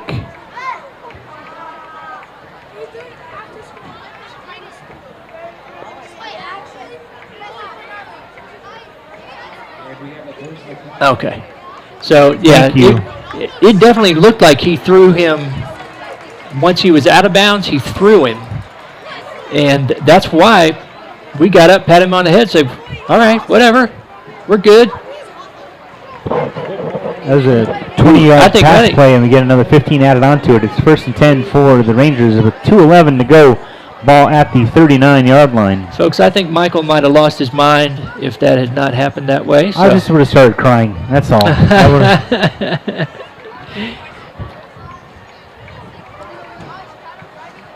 Got some passion up here, folks. We love our Vista Rangers. They deserve a fair shake every game. Work too hard not to get it. So we call them as we see them. 2 backs in the backfield. Harold takes the snap. Another high snap. He's able to use his quick reflexes. There you go. Now he's going to take off running up to the 35, angling near side to the 25. Steps out of bounds, close to the 25-yard line. It's 1st and 10 for the Rangers at the at the 24-yard line. Michael, what's the favorite thing? What's my favorite thing that Harold does? Run. That's right, baby. I love it when he puts the ball down like that and takes off. He's got such good instincts. He's actually really fast. I know he loves to stay in that pocket and try to give it a shot, but, man, I don't think he's run for less than 10 yards. 2:01 to go here in the first half. Harold takes a snap, handoff, coming near side, bouncing around, gets up across the 20, down inside the 20. Waiting to see who that number is right there. That is number 20 for the Rangers. That's Sizikowski. Sizikowski gets up across the 20 down to the 18-yard line, a gain of 6 on that carry. Pretty sure you could have gone through that hole, Michael. I would have. That was a big hole. I would have gotten 2 yards, not 6, but I would have gotten through the hole. That's for sure. Handoff coming near side. Sizikowski once again up to the 10, inside, out of bounds. Inside the 10, then gets out of bounds. Nice run. It's actually Garcia. That's Garcia, big pardon. Thank you. Ball will be placed up at the 6-yard line. Wait, never mind. 8-yard line. 6, 8. Ladies and gentlemen, will you please pick a spot and stand there? Thank you. So it looks like it's too much to ask. Vista has called a timeout. 1st and goal for the Rangers. Just so you know, folks, when you're doing play-by-play, it is important to know where the ball is. Because you got to call yardage. You got to say, that was a 5. Okay, that was a 4-yard. Nope, that was a 7-yard. Nope, that was a 4-yard run. It does make it a little tough. And to be quite honest, for those of you listening and not able to maybe watch, they really have been jogging around. You pretty much have to pay attention to where the center puts the ball down. Harkening back to our audio test with Skyler when I was making fake calls and I couldn't decide. Yes, see? How many? It was very predictive. How many yards on that carry Very predictive of of the that night. pass, yes. Having a good time here. 1st and goal for the Rangers. Ball at the 8-yard line. What a great drive. 1:31 to go here in the first half. I said they didn't have much time, but they don't need much time, Trey. That's right. 2 backs in the backfield for the Rangers. 2 receivers at the top of the screen. Back in motion. Quick throw in the air. It's a little up the grass. In and out of the hands. Incomplete. Oh. Okay. That's Podolak. I guarantee Jack, you. buddy boy. I guarantee you, they run that play 10 times, he probably catches it 8. Oh, for sure. That's just something we haven't seen all season. And what caught him was he looked over his right shoulder, and it ended up being over his left. So he had to make a quick adjustment right at the end there. He usually has stickum on those hands, though. Should, yeah. 2nd and goal for the Rangers. Receiver coming in motion. That's Murray to the near side. Handoff right up the middle, lowering his shoulder. Nice battering ram run up across the 5, down inside the 5 to about the 2-yard line. That's Garcia once again doing a great job on the ground tonight for the Rangers. You know what offensive linemen's favorite jobs are? What's that? Block the guy right in front of you and run the ball. The Rangers get back on the board once again. Great job. I think that referee might be the father of someone I dated when I was young. Because he has certainly tried to make my evening a little rough. Deep Perrine for the extra point. Snap, spot, kick on the way. It is good. Nice. There we go. 16-14. Rangers cut the lead down to 2 for the Warriors. Yeah, that extra point, he almost kicked out of the field. Got little kids back there catching those. That's got to be a thrill. I don't know if you remember going to high school games when you were a little boy. Oh gosh, yeah. That was so much fun. There was. I'm from a really small town, and there was a one-wire steel cable around the track, and nobody sat in the bleachers. We all just stood around the track and watched the game from whatever vantage point we could. Everybody just moved around, following the football. It's a small town kind of viewing right there, but. I don't know if you're thinking anything like me, but I was the quarterback. I was the snapper, I was the quarterback, and then I was either the runner or the wide receiver. So I'd snap it to myself, go back, throw it high in the air. Sure. Of course, it's at least 50 yards down the field when I do that. Right. And then catch it and score that touchdown. Yeah. Oh, that was good stuff. Spike it without a penalty. Oh, yeah. Good job by the Rangers there. What a way to respond to a 9-minute drive. Absolutely. And they get the ball to start the second half, Michael. They sure do. These 37 seconds need to be pointless. Let's swing it around here. Cornwall to kick things off. Back to the Warriors once again. 37 seconds, as Trey just alluded to. Kickoff coming near side. Oh. At the 10. Interesting. Yeah, should have let that baby go. Well, his You need to call a fair catch, and referee says, yeah, call fair catch, son. Oh, well, you know what? I'm going to be okay with that because that's taking care of the player. Right. Because he could have got blown. He could have got lit up. He could have got blown up, Yes, right? sir. Because that's football is football, right? Scott Uffelman, the sophomore wide receiver. He'll learn. Coach is telling him that he did not wave his arms. He did not call a fair catch. He is very fortunate that the referee Gave it to him. First and 10 for the Warriors with 36 seconds. They'll be at the 25 on that touchback. It was a good call, though. If he'd have let that go, it would have gone out of bounds. Yep. And they probably would have had themselves a play. A procedure penalty up at the 35 is what it would have been, or 30, excuse me. Okay. Oh, that's right. When they call, what is it, whenever they call a fair catch in, so they're saying he took a knee. He took a knee, which is why they're giving him the call and putting it on the 25. Yeah, if he would have, even if he would have called fair catch inside the 25. That is one of my least favorite things about high school football. And we're going to take a knee, and we're going to end the half with a kneel down by Mr. Norrell. And we got 3 timeouts. I'd have called a timeout there, Summers. But I will leave it to the coaching staff. Actually, they have 0 timeouts. So we have 3. We have 3, yeah. That's what I'm saying. If they're going to take a knee. Let's go. Yeah. You know me. We want the ball back. You know me. I'm all about making them work. You got to make them work. Got to make it earn them. Halftime score as we wind down the clock. 5, 4, 3, 2, 1, and halftime upon us. 16-14. The Westwood Warriors on top, playing one heck of a first half. But the Rangers, wow, nicely done. Yeah, offense has looked much better this game than they did, even in the second half last week. Even though we had a great second half, the offense has looked really good in this game so far. The offensive line is playing much better than they did last week, in either half. Yes. Defense last week was the bell cow, right? The bee's knees. Yes, they were. So just really, really good stuff. And now we get to watch. Yes, this is the Westwood band coming out here. Warrior Pride. So you folks will get to listen and watch that. I always love how they bring all this stuff out here. They just have 1,500 little bells that they can bang on. A whole big old drum kit. A gong. It's beautiful. But look at all those. Look at what are those called? Xylophones? The ding, metal ding, ding, metal ding, ones ding, ding, ding, metal ones are xylophones. The wood ones are marimbas, I believe. Oh my goodness. Michael.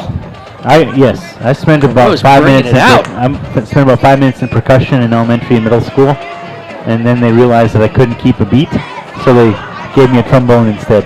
Let me tell you, folks, I've sat in here while he's danced. It's no lie, baby. I got nothing. Nope. Nada.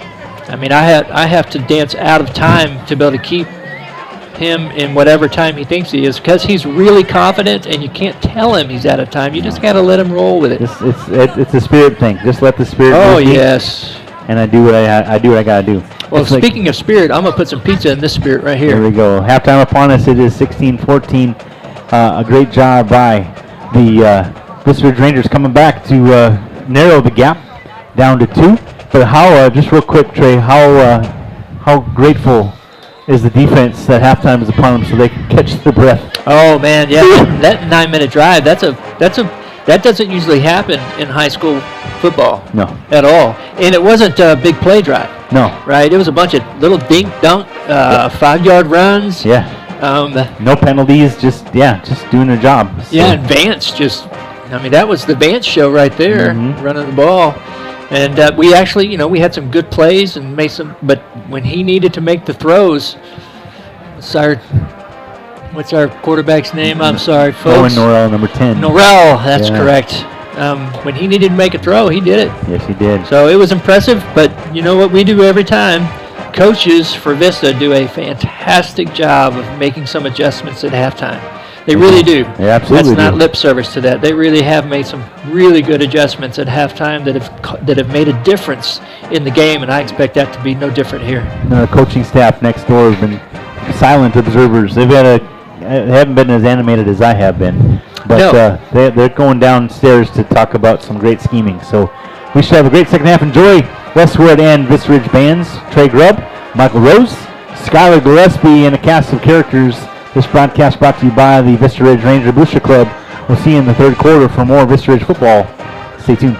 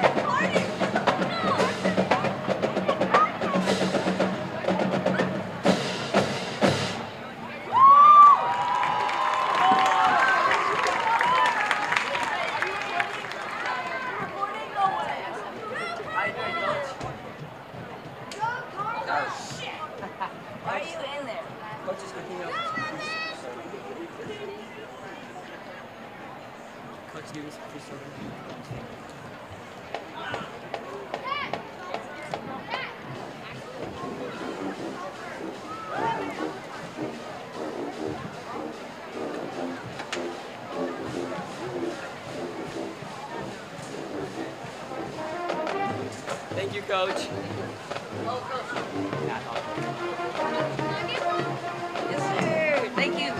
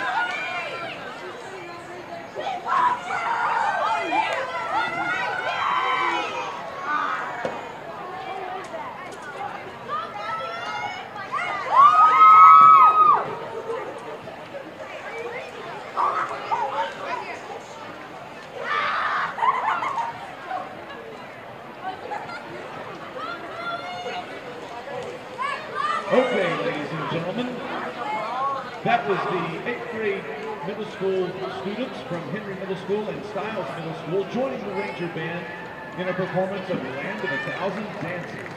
And now we would like to present Vista Ridge's very own middle school color guard from Henry Middle School.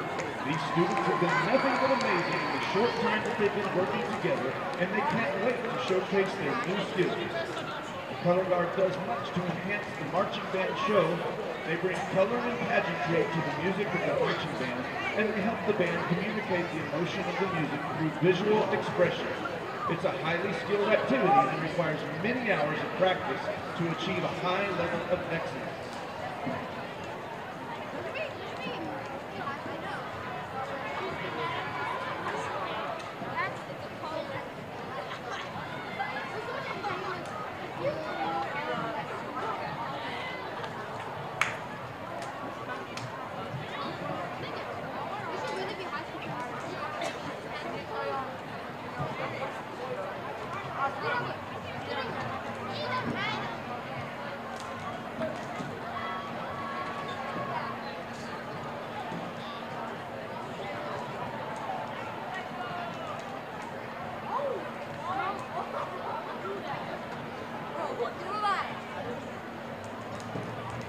Just a little bit of technical difficulties, ladies and gentlemen. We will be with you very shortly. In the meantime, I would like to thank our sponsors.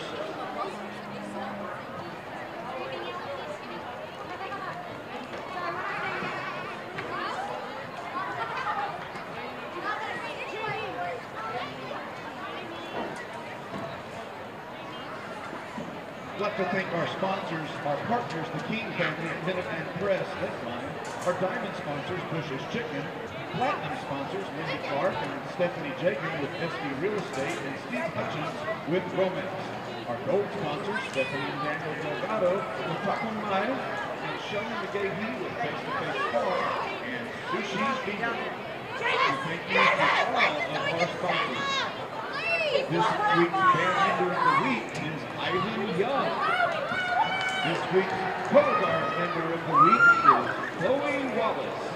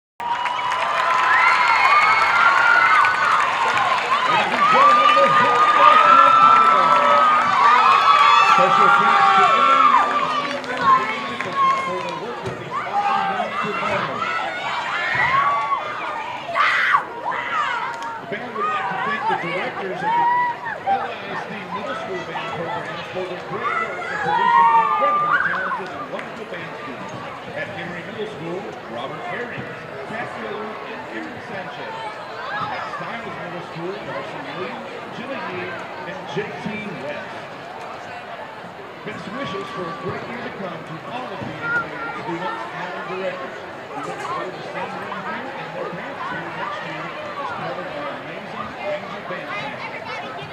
And we also want to wish the Westwood Warrior Band good luck tomorrow and throughout the rest of the competition. Welcome back to the Vista Ridge football broadcast here on Vype Live. Michael Rose, Trey Grubb, Skylar Gillespie, Cinderbank, Cameron Bertrand, Christina Weber, all the folks of Vype Live. This broadcast brought to you by the Vista Ridge Booster Club.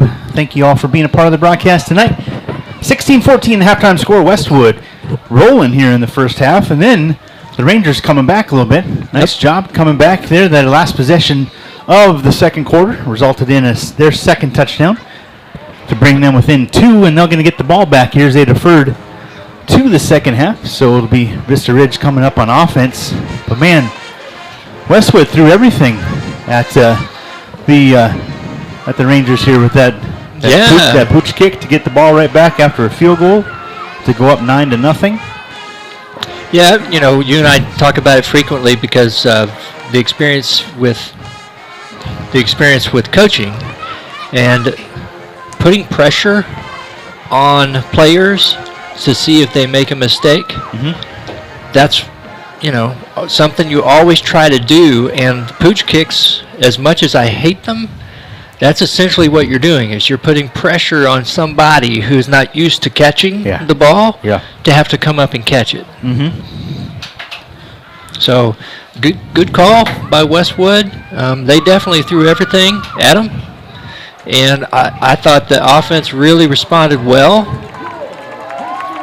That drive after 9 minutes, I mean, they sat, and folks, that's not 9 minutes, you know, in real time. No, right? Because there's timeouts, there's the play clock, there's all kinds of stuff moving going on. Chains, you know, that was probably a 12 minutes sitting on the sideline. That was a long time, Sure and they was. came out there and they were sharp, and they've been sharp from the jump. Except for the snap, that first drive. That was tough. So there's Westwood coming across there. Got to see the Rangers come out early there. That was kind of nice. And should be last week, as we mentioned, a tale of two halves. And Vista Ridge came out on the upper hand of that, winning the second half. And that's generally unusual, right? Because it's the offense that usually comes out after halftime with some adjustments that makes it tough on the defense. Sure. Last week, our defense came out and really shut them down. Yeah. So.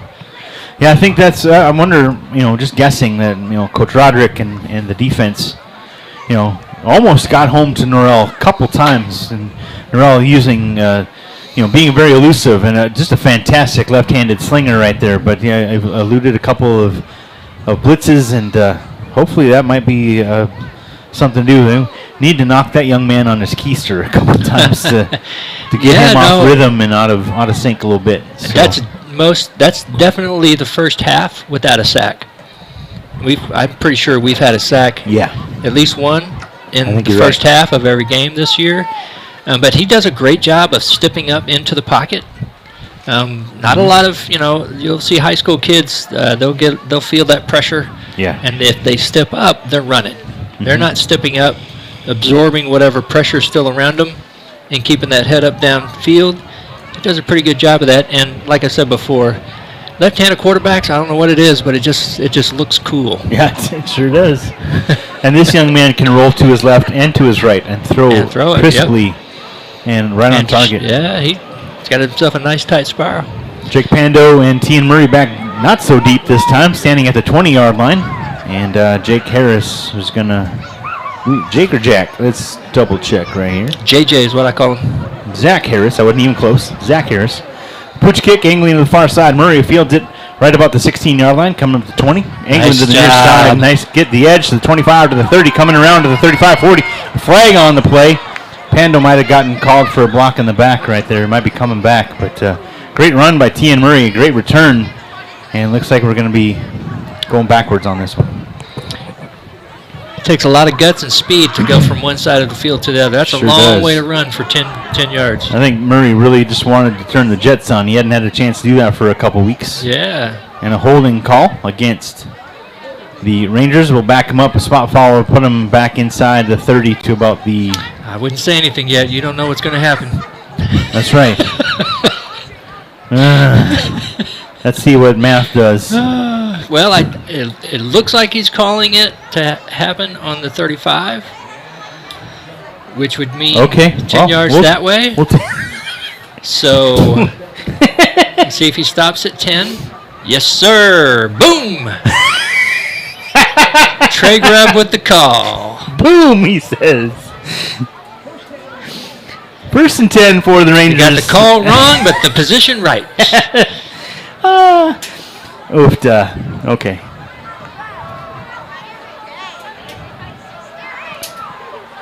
Yes, sir. Handoff coming to the near side. Gets the edge. That's actually not a handoff. It's Harold all by himself. Gosh, I know I'm a broken record with him. That his Beautiful run of 9 yards up to the 34. His feet just change everything. That threat, I mean, you have to respect it. You just have to.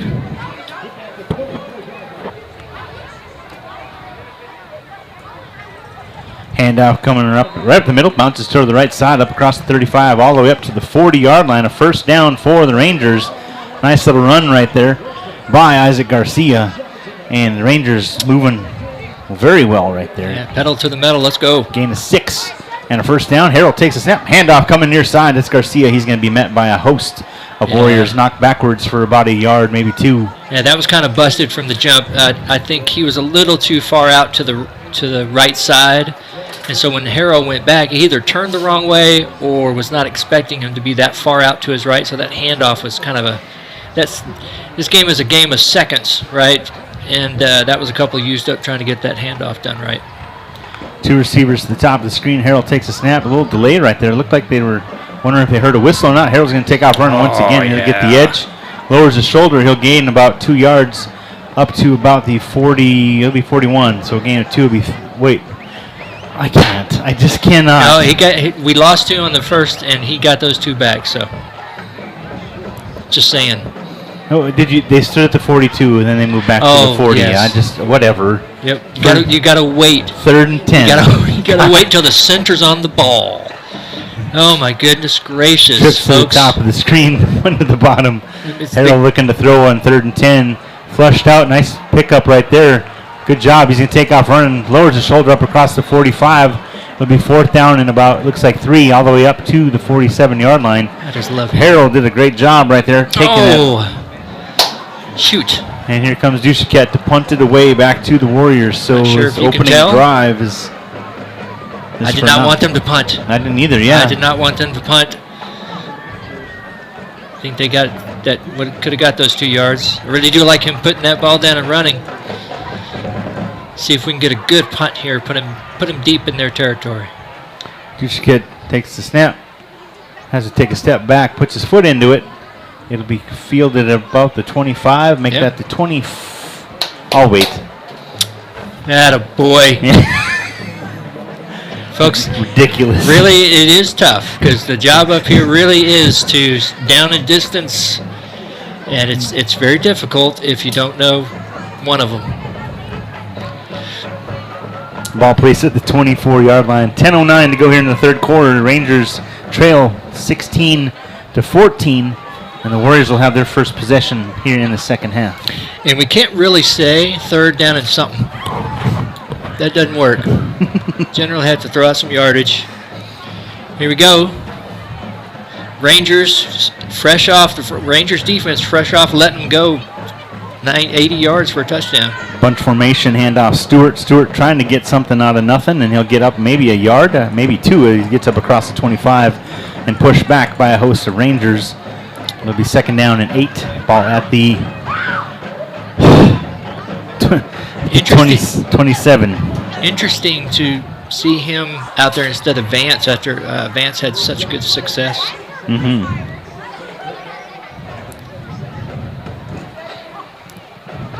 It's also interesting, Norrell goes over to the sideline quite frequently does. to get the call directly to him.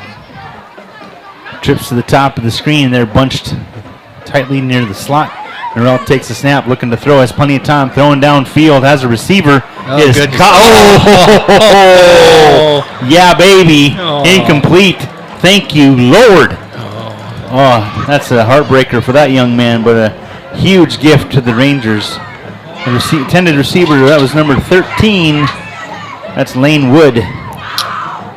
Okay, well, I do believe our kids are back. So I'm going to turn down the crowd mic just just a little bit. They're not really that excited about Michael and I's call, or the game. Not at all. Again, the same bunch formation, trips to the top of the screen. Well, we caught a break there. Yeah, we sure did. That was a pretty pass from Norrell. Drop it straight back, has plenty of time, flushed out now, steps up, looking to run. Chase from behind, now gets around the edge. Nice run by the quarterback Norrell all the way up to the 40-yard line. It'll be 1st and 10 for the Warriors. Looks like they have a number 10 that can put the wheels on too. Sure do. Oh. Gain of 13 on that 3rd down and 7 play. He was faster than they expected. They took an angle that quite didn't work there, and he was able to get around. That's all right. Got to be goldfish. Forget about it and move on to the next play. Make a stop. Get a stop. Trips to the top. They're just moving the trips around. Pitch to Vance. Vance gets around the edge on the top of the screen to the right side, up across the 45 to the 46. A gain of 6 will be 2nd and 4. That's a pretty good call right there. Vista had 6 players up on the line. And so moving it to the outside, pitching that ball to the outside, it was a good call against the defense that Vista had up there. And that bunch to the top. Receiver coming in motion from the top of the screen to the bottom. Handoff coming near side. Looks like that's Vance. Vance swings around, gets up across the 45. I'll gain a yard up to the 47. Nice job by the Ranger defense to shut that one down. It'll be 3rd down and 3.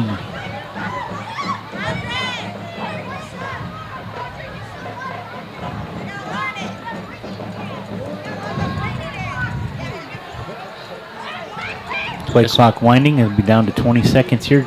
Trips to the top. There's some serious drama going on with the junior high kids right here.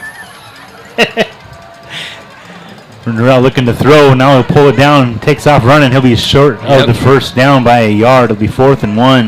Yeah, he saw green that turned into black pretty quick. I would be pretty surprised if they didn't go for it here. Looks they've like had success. They've had pretty good success. Vance dumping coming it off. back out. Yeah, dumping it off a quick. Last time they had a 4th down, they did a play action pass and did a quick little pass over the middle to get the 1st down. Coach Wood calls Norrell over. Play clock down to 12 seconds. They huddle off the ball. Now play clock down inside 9, 8, 7, 6. Pistol formation, 4th and 1. Handoff. Stewart tries to get the edge, nice and he's going to job. get there. Golly, boy. son of a gun. That's some good running right there. Shoot. We had him. Had him twice. Just did not expect it to be so quick. 1st and 10 for the Rangers. They come inside. For the Warriors, they come inside Ranger territory. Ball up at the 46-yard line. And this is a lot like that long drive, right? Yep. 10 yards at a time. Oh, goodness, kids. Pistol formation for the Warriors. Receiver to the top of the screen. Tight end on the bottom. Norrell, plenty of time. Throwing to the left side. Has a receiver going down. Pick that off. Great Incomplete. job. Great coverage on the far side. Great coverage. Actually turned to look at the ball, to look back, which is key in high school. Sion Allen there in coverage on the far side for the Rangers. Really, really good job coverage there. You know, we were talking about how they send somebody out wide like that, and they go so wide that it's going to be man-to-man unless you have a deep safety back there. Norrell takes a snap, rolling to his left, looking to throw. Has received. Oh, it's batted in the air, incomplete. Nice job on the defense So glad that was batted because that definitely would have been pass interference. Nice job defense. Yeah, got players imploring the fans and imploring their teammates to get up and get a little bit loud. That was Bush's Chicken Defensive Player of the Week, Josiah Gaines. If they could just hear these middle schoolers up here, that maybe they would feel a lot more energy. Make that Josan part of that. Yeah, you're right. That's for sure. Two You're receivers right below our microphone, Michael. I know, I see it right there. Below it. Norrell looking to throw. Flush out of the pocket. Knock him on his butt. Please, golly, knock him on his butt. Throw is incomplete. Oh, my goodness. Finally, Man, he gets to the quarterback. He is absolutely something. That was great. Aiden Cruz wouldn't give up on it, and it's incomplete. It's 4th down and 10. What are you going to do now, kids? Looks like Norrell's going to drop back and punt that one away. Boy, he got Lost away. his shoe. And he still got that ball away. He did. Sure, of course he did. Jumped up. We were able to jump up and knock that sucker down. Goodness. But that's exactly what we needed. Full court press on him. The best part is he threw that ball as he was falling to the ground. He didn't have any chance to step into that one. Still no sack. It's coming. It's coming. 6:43 to go here in the third quarter. 16-14 Warriors on top. They're going to punt it away back Not to sure if the Rangers. Not you, but I don't understand that formation right there. But okie dokie. Delay game, looks like. Yep. Well, they had to think about 4th and 10 becomes 4th and 15. They're trying to figure out, where the line of scrimmage is at. Look at this, Michael. They got somebody up on the ball to hike it. And then they got 9 guys in the center huddling or doing something. And then you got a punter. Then a gunner. Okay. This is play-by-play of people getting ready, set up for their punt. Now let's need to be on the ball 1 second. Snap back to Norrell. A rugby-style punt. Puts his foot into it. It's coming to the near side. Going to take a hop. Oh, my. A nice Warrior hop to the 25. Man, when balls do weird hops and kicks like that, you just pray that nobody's around it. Well, he just does everything for him, doesn't he? He sure does. 1st and 10 for the Rangers with 6:34 to go here in the third quarter and ball at the 25-yard line. I can say that for sure. Can you, though? Well, until the yellow flag comes, I can. Oh, we jest, folks. Folks. Everyone was watching them that time. They couldn't make it up. They couldn't take their shoe off. And really, this is I'm being rewarded for bad parenting to have all these middle schoolers right underneath my microphone. 2 receivers to the bottom of the screen, 2 backs in the backfield. T.M. Murray goes in motion from the near side to the top of the screen. Harrell takes the snap, handoff. Garcia lowers his shoulder. Going to get a couple. Ball good up to the 27 of the 2nd and 8. Garcia really does have good patience. And when he does, one thing about running backs, you want them to have that patience, but then they got to plant that foot and go north-south, right? They got to plant it, and he is really, really good at that. He's patient, finds it, then goes. Receiver in motion coming from the top. That's Murray. Harrell takes the snap, handoff this time, coming near side up to the 30. Gets the edge. That's Garcia close to the 35-yard line. Looks like, oh my goodness. Look at these grown men. Don't know where to put their feet. Well, I'm telling you.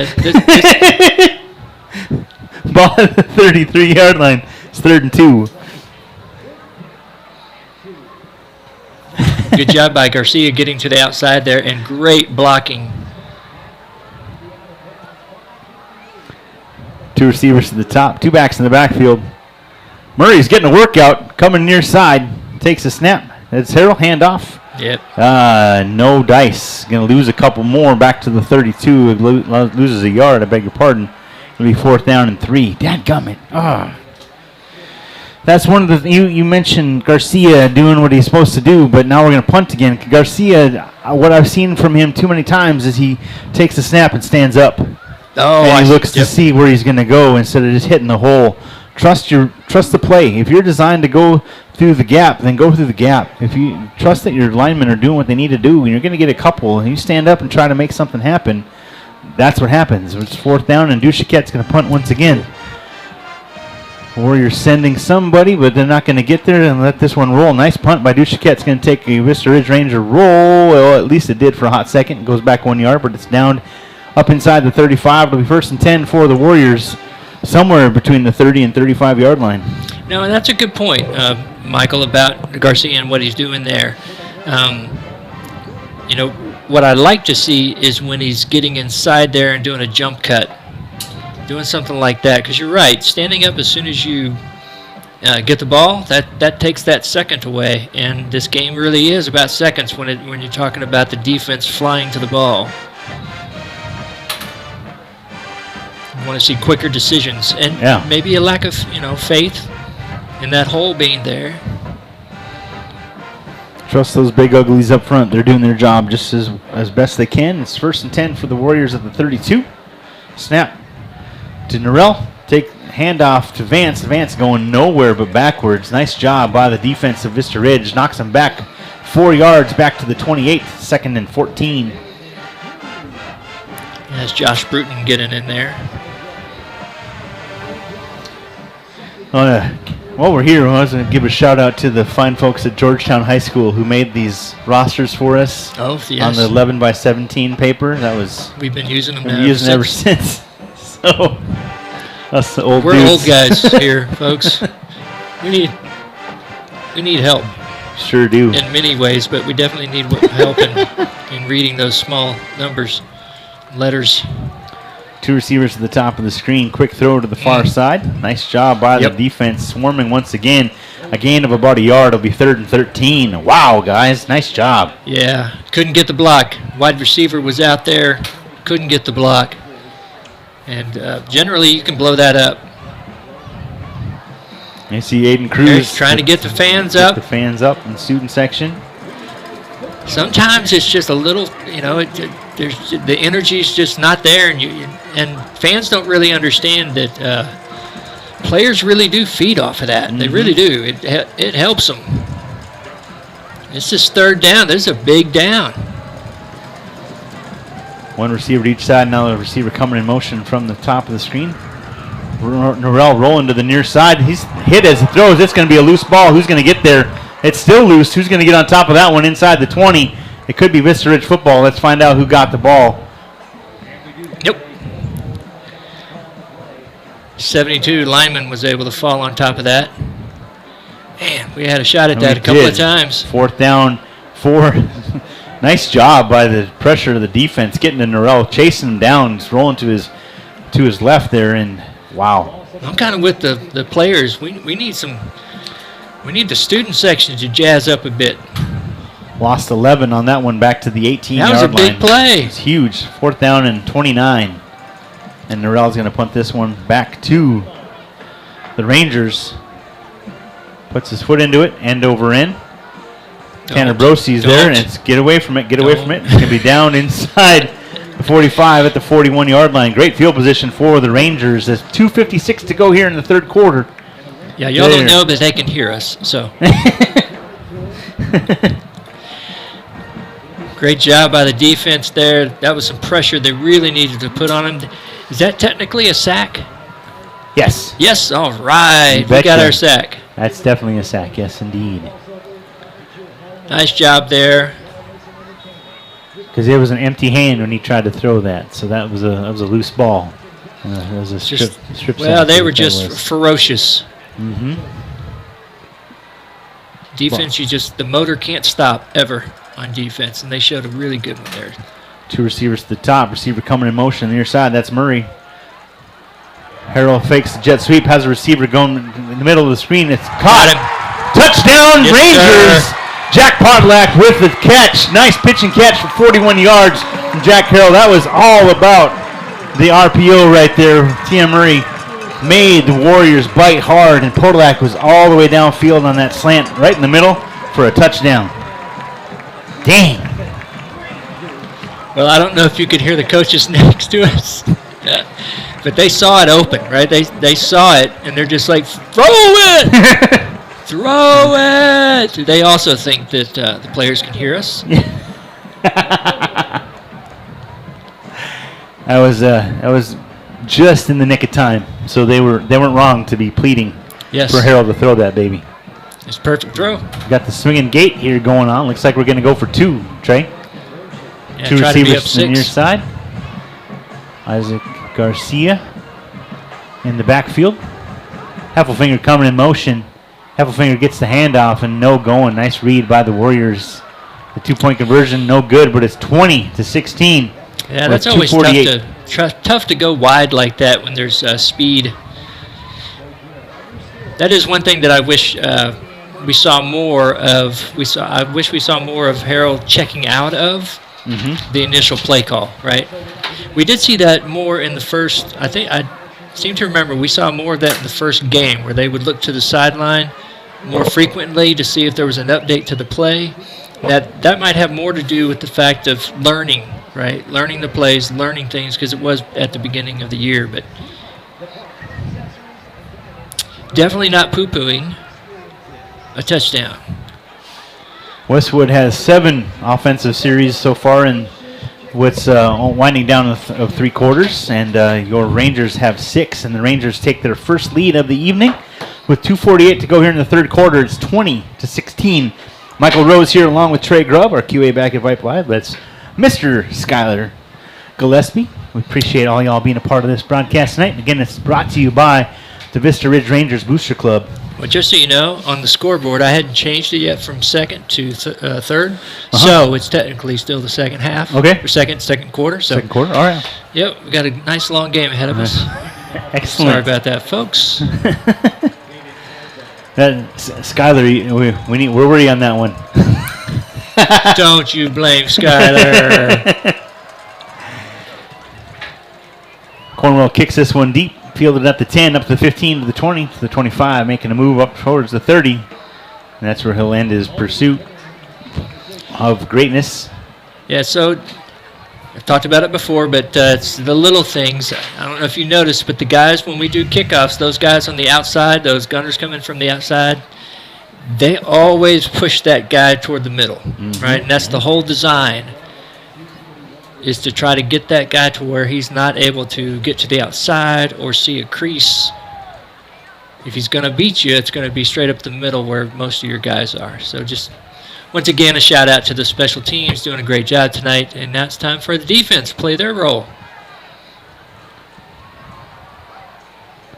Receiver coming in motion from the top of the screen, now trips to the near side. Norrell takes a snap, rolling to his left, looking to throw. Flush out of the pocket. He's being pursued from behind. Now he's going to cut back the other way. Still on his feet. Great job by the quarterback making something out of nothing. He gets all the way up to the 40-yard line, a gain of 9. My gosh. He is made of oil. Looks like we have someone injured on the play. Some people are made of plastic. That's as much singing as you're going to get from me. We have a moth on the screen again. Hey, it found us from shirts. You don't remember, folks, if I'm sure that we do have the 1 or 2 fans that we have that listen every week. They will remember the moth. Are you a fan of the Moth Radio? Being that I don't recognize that, probably not. Well, the Moth is a storytelling. You can submit your stories and essays to the Moth, and they have Moth Radio Hour, or on NPR. You can, in different cities. Ah, yes, I have heard of that. Submit your writings and stories to the Moth, and if you're selected, you can be on the radio and read your story at a public venue, and it's a lot of fun. I love listening to the Moth Radio Hour. I've written a couple. I've only had the courage to turn one of them in, and I got some very gracious feedback. It wasn't like this is terrible, but it was like, not sure that we can use this at this time, but really appreciate your story. Looking forward to finding a way to incorporate it into one of our themes someday. That's soon. very cool. Yeah. So.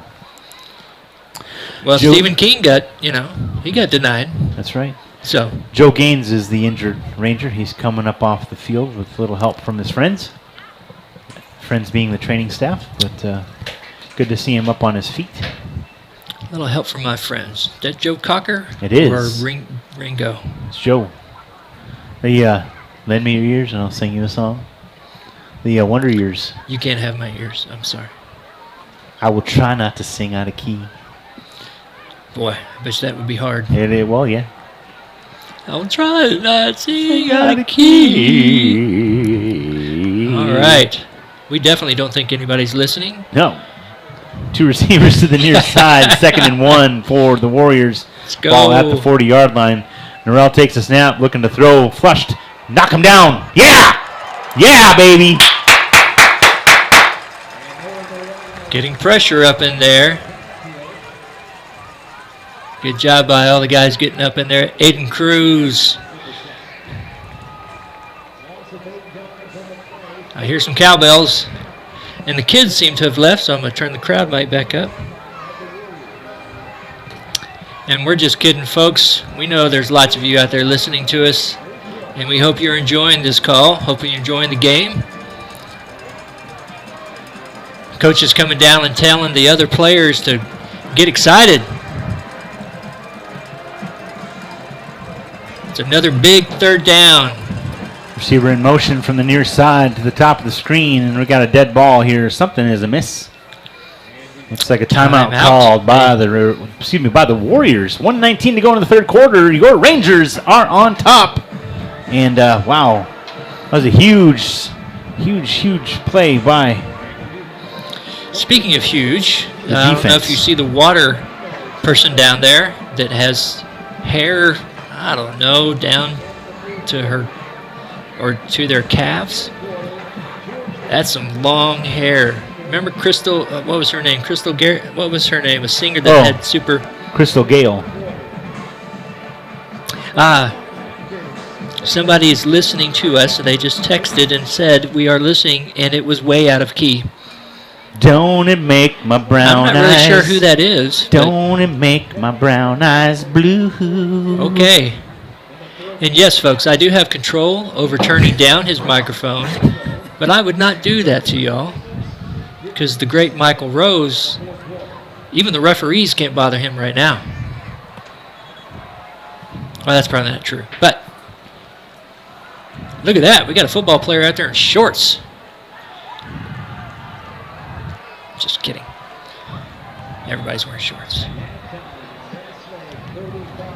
I'm usually pretty good at making Michael laugh, but I think he's busy. I did get distracted. I apologize. That's all right. It's just a game. Just 3rd down and long. Let's go Rangers. 3rd and 9 for the Warriors, and Norrell dropping back, has a little bubble screen, and it's incomplete. Oh, it's a flat. What Oh, the? no. What is going on? They're going to call a late hit. Hands to the face. Are you kidding me?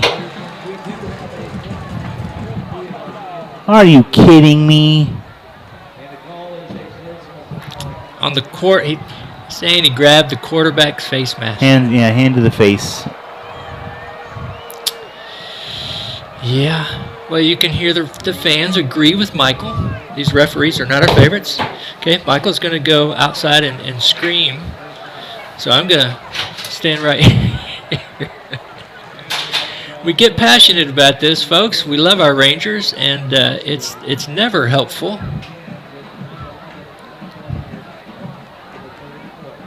I think Michael might be going down to the PA announcer so he can get on there and yell out loud.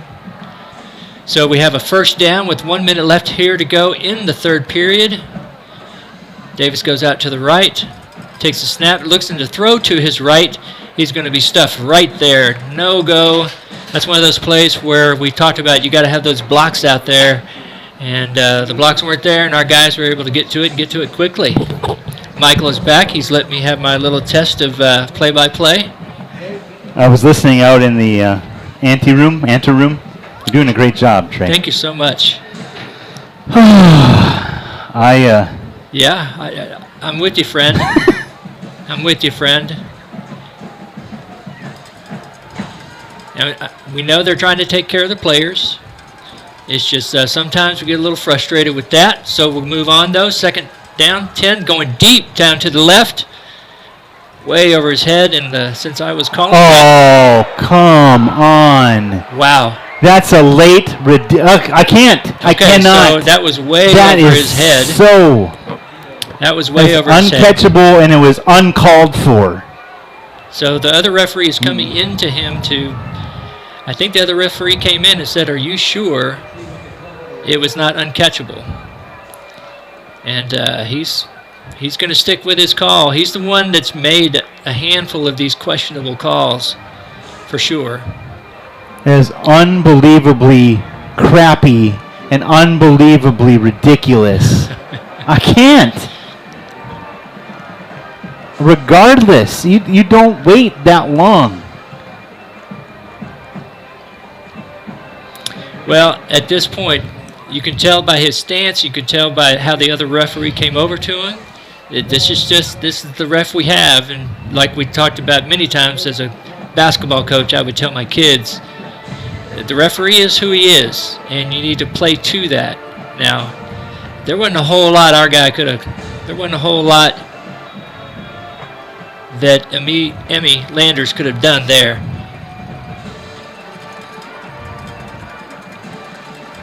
Just got to be a goldfish. You got to move on and move to the next play. First down and 10.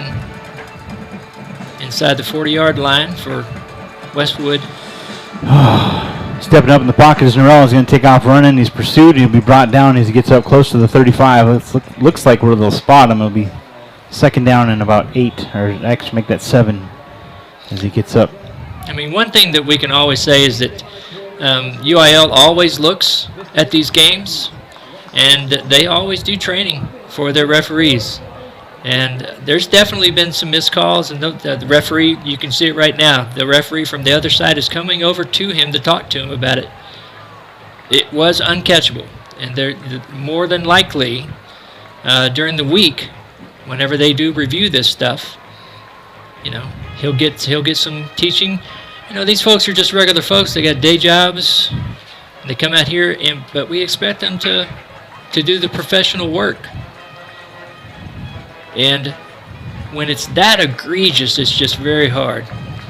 Because there was no way he was going to catch it. Wasn't even going to be close. Nope.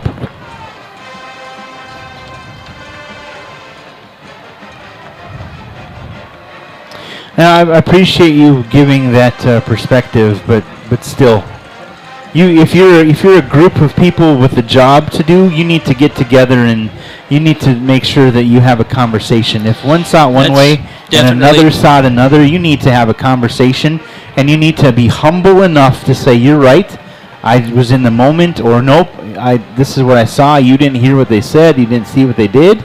It wasn't your angle." But you need to have a conversation, and you can't let that stuff go like that. You're right about that, because on every play now where it's been questionable by him specifically, they've come to talk to him, and he's pretty firm in what he's calling. 2 receivers to the top. Norell looking to throw. Has plenty of time. Throws to the near side. Has a receiver. It's intercepted up at the 15-yard line. Ranger football. Oh, my gosh. Josh Bruton, the captain, coming up big for the Rangers. High fives all around in the coaching room right next to us. What a great job. That's undoubtedly the best play of the evening for the Rangers. And I'm sure Merle and then UIL people are not going to be happy with me, but I'm a human being too. So if they can make mistakes, I can too. I hear you. And that was a mistake on me camera-wise, because I was actually down changing the scoreboard when that happened. Sorry if I missed it. But as they say, whenever a bad call in basketball and it bounces off the free throw rim, ball don't lie. That's right. 1st and 10 for the Rangers. Ball placed at the 15-yard line. And good extra effort right there, getting nice spin move. Something out of nothing. Yeah, gets a yard up that was to going 16. That was going to be a loss of at least 2 yards. Nice little spin move there. Sizikowski coming up big for the Rangers there on that run. Man, I'm glad you had to say their last names. That's a toughie. That's a toughie for me. Witt's a good kid too, so yeah, I'm glad I know how to say that one.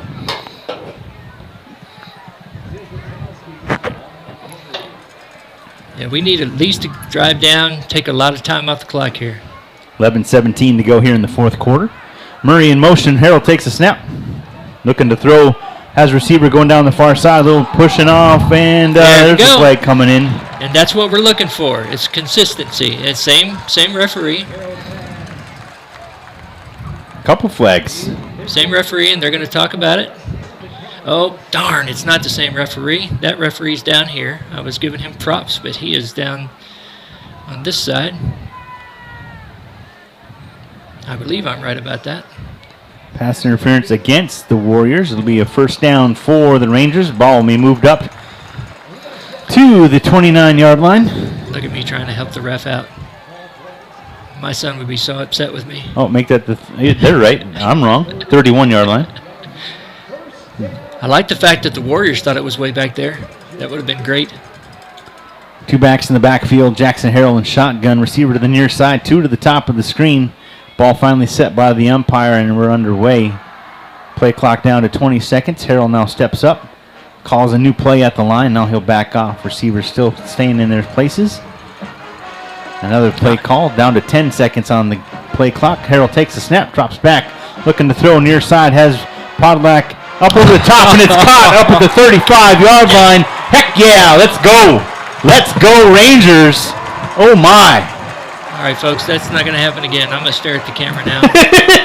Just getting a little too excited. Hey, we're having fun, too. It's all good. First and 10 for the Rangers. A nice pitch and catch from Harrell to Podolak all the way up to the 35-yard line. But like you noticed, Harrell checked. He checked down to something there. You saw him cross his arms. Yep. That was just a go route. Trips to the top of the screen.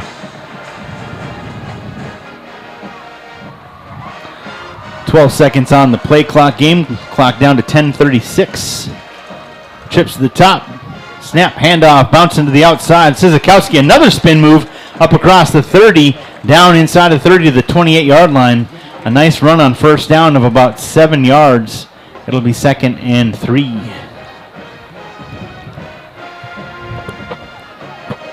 You know, in the beginning of the season, we had someone catch a couple of touchdowns by catching the ball on the backside. That was Tanner Brosey, yeah. Brosey? Yep. Okay. Yeah. That catch by Podolak was almost like that. He went up over the top of the defender. Just a great catch. Trips to the top of the screen. Sizikowski gets the handoff once again. Gets up across the 25, down inside the 20, down to the 19-yard line. First down for the Rangers, and they're in the red zone, Trey. Got an extra 5 yards there from a great block by Podolak. Does it all, huh? He does, and that's you do your job every single time. That's what the Patriots always had, that do your job. That's right. Murray in motion, coming to the near side. Two receivers at the top of the screen. Harrell thought that the play was up, and now he's going to throw it over to Sizikowski, and it's incomplete. What was that all about? So I'm laughing because I'm just so excited at the confidence that Harrell is showing. But I don't know if you saw that. I thought the play was blown dead. It wasn't blown dead, but I don't know if you saw what he did, where he did a little shimmy, like he was some NFL pro running back. Just did a little shimmy to try to throw the guy off. And he actually gave himself a little bit of space and another second or two to be able to get that ball away. Whatever it takes, right? That's right. Two receivers to the top of the screen. Two backs in the backfield. Murray coming in motion. Snap. Harrell takes it. Handoff right up the middle. Nice job dancing around right up the gut across the 15 and up to the 13-yard line. That was Isaac Garcia on the carry. Garcia doing a great job. Hayden Sizikowski making this drive worthwhile, Trey. Yeah, really great play there. I don't know, you saw the defense shift, and that's been a couple of times now where they're shifting to where the wide receiver that's coming across the play, they're shifting to the direction that he's going. And we ran the play up the middle. So we got rid of a couple of people just by shifting our wide receiver. 3rd and 4 for the Rangers at the 13. Handoff Garcia. Up the middle, spins out of a tackle, up across the 10. Should be just enough to make it 1st and goal up at the 8-yard line. And the Rangers keeping it going with 8:46 to go in the game. They lead 20-16, and they have it 1st and goal at the 8. I think Garcia might have heard you, because when you made that comment earlier, because that's like 3 or 4 plays now in a row where he's putting that foot in the ground and going. Just hitting it. Two receivers to the top of the screen. Podolak all by himself at the bottom. Two backs in the backfield. Harrell making another call at the line. And what the heck? A dead ball. There was some movement. Podolak caught the pass in the end zone, but well, I think we had some movement on the offense. I wouldn't be surprised if they called on Harrell. He actually started moving his feet Yeah, I know. before they snapped the ball.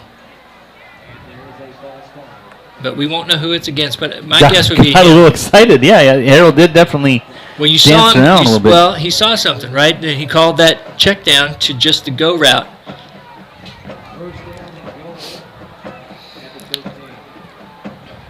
He is seeing the game really well right now. He's reading what the defenders are doing, what they're giving him. First and goal at the 13. Harold, pump fake again, grabbed by the face mask, and that'll be a first and goal up half the distance. We'll see if they put it at the. They better put it at the 4-yard line. Well, it'll be half the distance to the goal, correct? just want to find out. That's the only way you're going to stop Harold from throwing a touchdown pass there. You better put it at the 4. I'm just saying. You did it in the first half. They're not going to put it at the 4. My guess is going to be 7 yards here. 4, 5, 6. Are you kidding One more me? would be 7. One more would be halfway. We were at the 13-yard line. You're putting it right back where it was? I think we were back here. We were back here. No, we were No, we're starting at the 13. We were starting at the 13. Here we go. There we go. Perfect. That's not halfway. That's not halfway. That's halfway. It's No. It's a 6-yard line. No, because in the first half it was at the 13, and there's a penalty, and they put it at the 4. Oh my goodness. I want to know why. Oh my goodness. We're going to be talking about that next week at lunch, folks. I promise you, he's not going to let me go. First and goal from the 6-yard line in Vista Ridge with the football handoff on the left side. That is Garcia, makes a move, bounces off the edge, gets inside the 5. Strong run. Second down at the 4, make that the 3-yard line. If I could have my coaches do something for little old me, I would have them do a bootleg so that Harold, who's having a fantastic game, could run in and get himself a touchdown. Might also just throw a jump ball to number 19 here, who I just noticed is 9 feet tall. It's James Hester, junior wide receiver.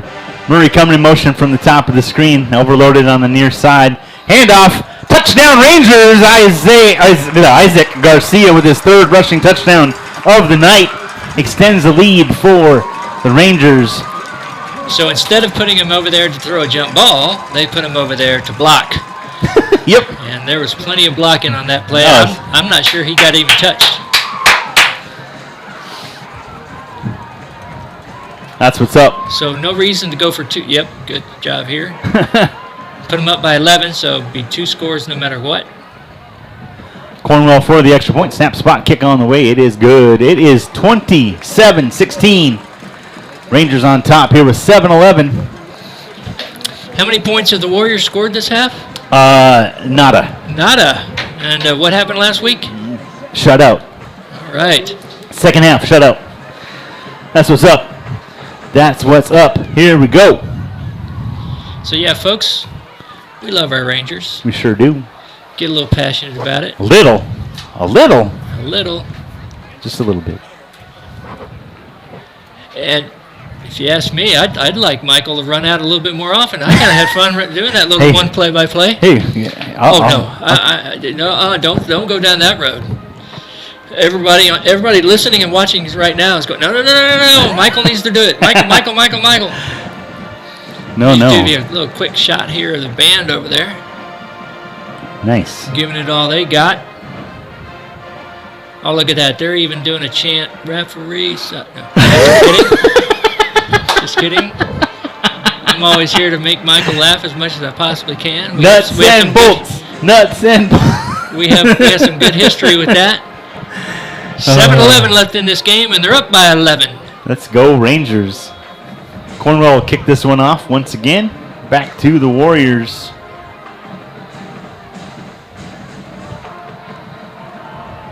Make that deep arena. That was Clarence on the kickoff. Great return by the Warriors all the way up to the 45-yard line. They're going to say he was down as the ball popped out as he hit the ground. Well, I'm going to tell you, because I normally mention that they don't get past that first line. They got past the first line because somebody blocked Mark Lerma. Or no, that can't be Mark Lerma. Maybe 28? Nope, I don't know. That's some number down there.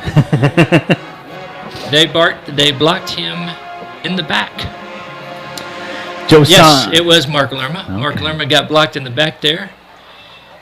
I'm going to stand up for my special teams. There you go.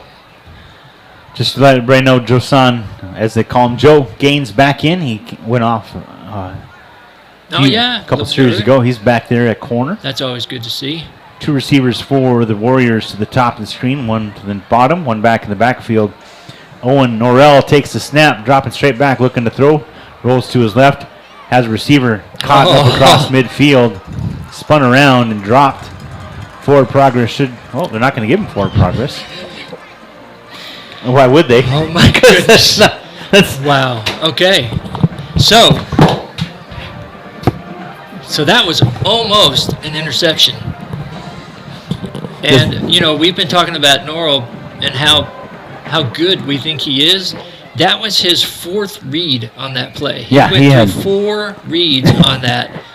Now, that also says he's got the time to do it, but he's nice and composed back there, Michael. I mean, he really is. Oh, 100%. I mean, on film, the defenses, I think they're going to like what they, a lot of stuff that they did here because he is quite talented.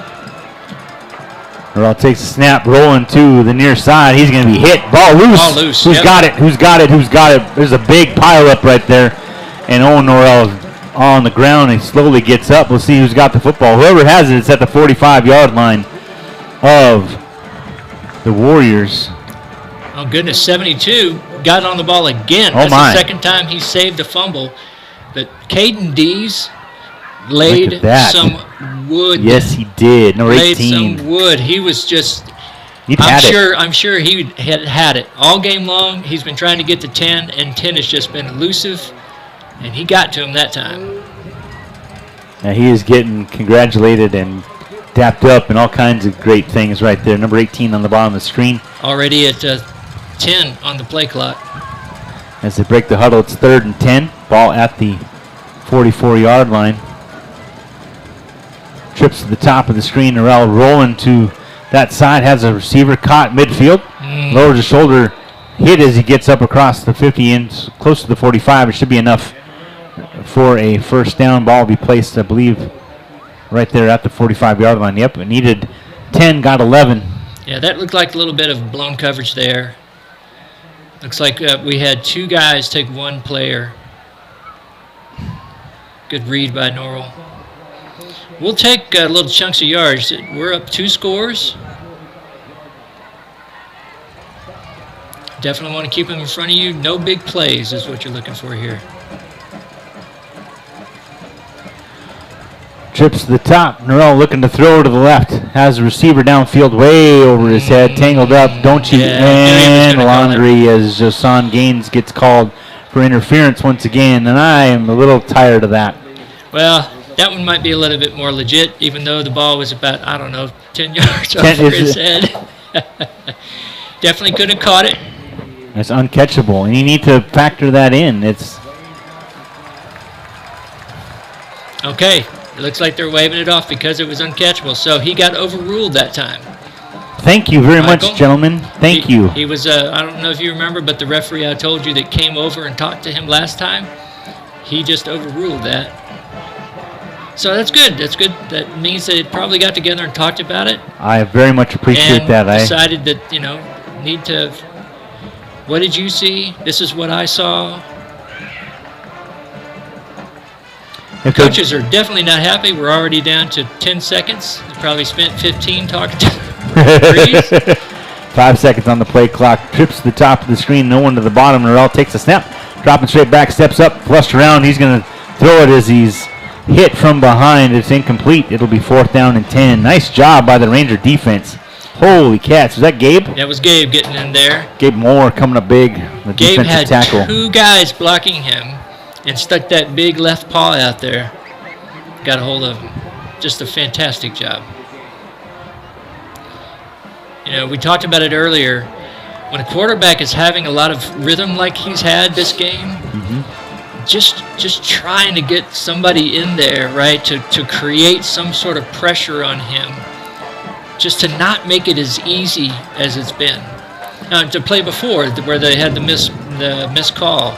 Yeah. He had loads of time. He throws that ball better. That's a catch. Norrell dropping straight back, flushed out of the pocket once again, still being flushed around. Now being chased, throws off his back foot. That one's been tipped in the air and incomplete. Now it's 4th down and 10. I beg your pardon. I thought they didn't change the down and distance, or they had moved it quicker than I thought. But yeah, now it's 4th and 10, ball at the 45 of Vista Ridge. So you know how you have swear jars? You know. I think we're gonna have to have a missed play on the camera jar, because I get excited. And my arm doesn't go where my head goes, so I'm just not, I need to get the tune coordinated there a little bit better, Michael. No, we'll get with big Coach. Play here, come on. 4th and 10 for Got some players Westwood. Jumping up and down. Students are getting a little bit loud. Band's getting loud. Receiver coming in motion to the near side. Blitz on the way. Yeah. Being picked up nicely. Stepping up in the pocket is Norrell. Chase off his back foot. Caught at the 30, 25. Still on his feet to the 20. 1st and 10 for the Warriors. What a great effort all around. The receiver getting open, and Norrell moving his feet, keeping his eyes downfield, and Westwood. He really is. My gosh. He really is something. I'm definitely intrigued. Going to be looking him up this week. He is just that ability to stay in that pocket and step up rather than trying to go. You know how you notice a lot of quarterbacks, they see that pressure and they go backwards, right? Yeah. They don't step up into their pocket that the offensive line has created for them. He does a great job of that. It was 4th and 10 for Westwood, and they get 25 on that. Norrell going to the end zone, incomplete, way over the head of everybody. 4 flags on the play. And they all get together and they say, never mind. I'm just kidding. We just like throwing laundry on the field now. That's all there is to it. We kids. So, yeah, we have a couple of number 10s having good nights tonight. For sure. That's Texan for For sure.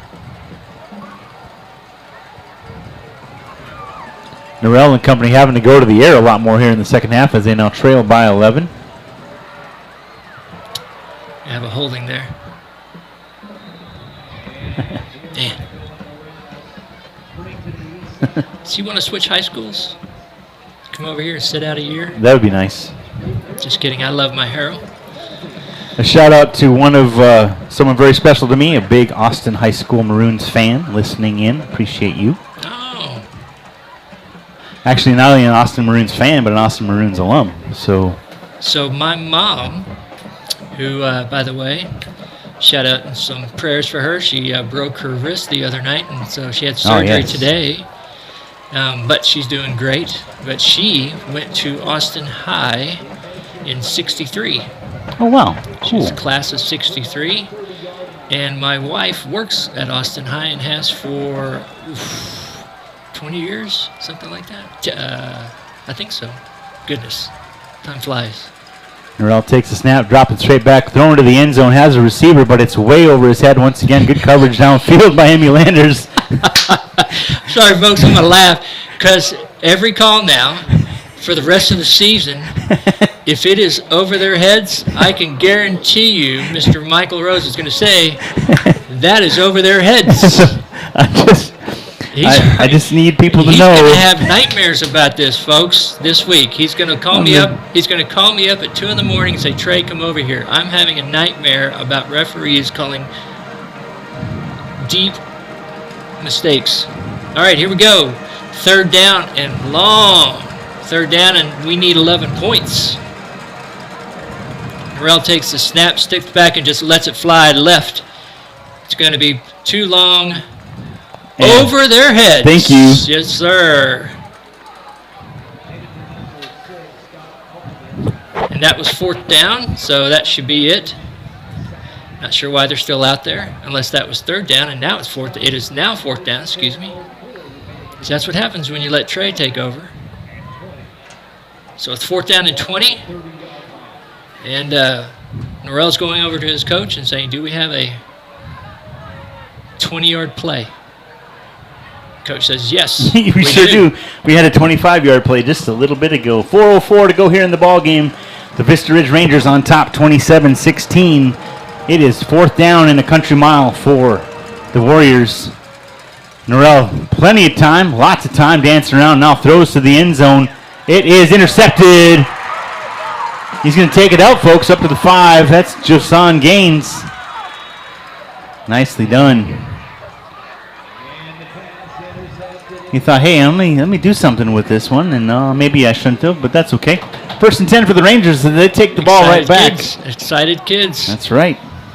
That right there, Trey, once again, Josan Gaines, the Bush's Chicken Defensive Player of the Week. Honor. And he was dreaming about a 104-yard interception return is what he was dreaming Sure about. was.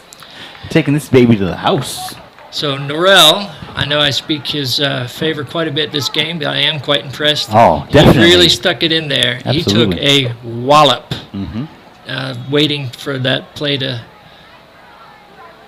get to where he could let that ball go. Murray coming in motion once again from the top of the screen. Now handoff, bounce on the outside. Still on his feet. Nice run up across the 15. Still going strong, close to the 20-yard line. Nice little 1st down run for the Rangers. Looks like that was number 30, Josh Swartz. No, was it number 30? It was not. It was 33. 33. Ah, thank you. Mr. Gray back there getting his shot. There we go. With 3:30 left in the second half in the game. Jamorion Gray.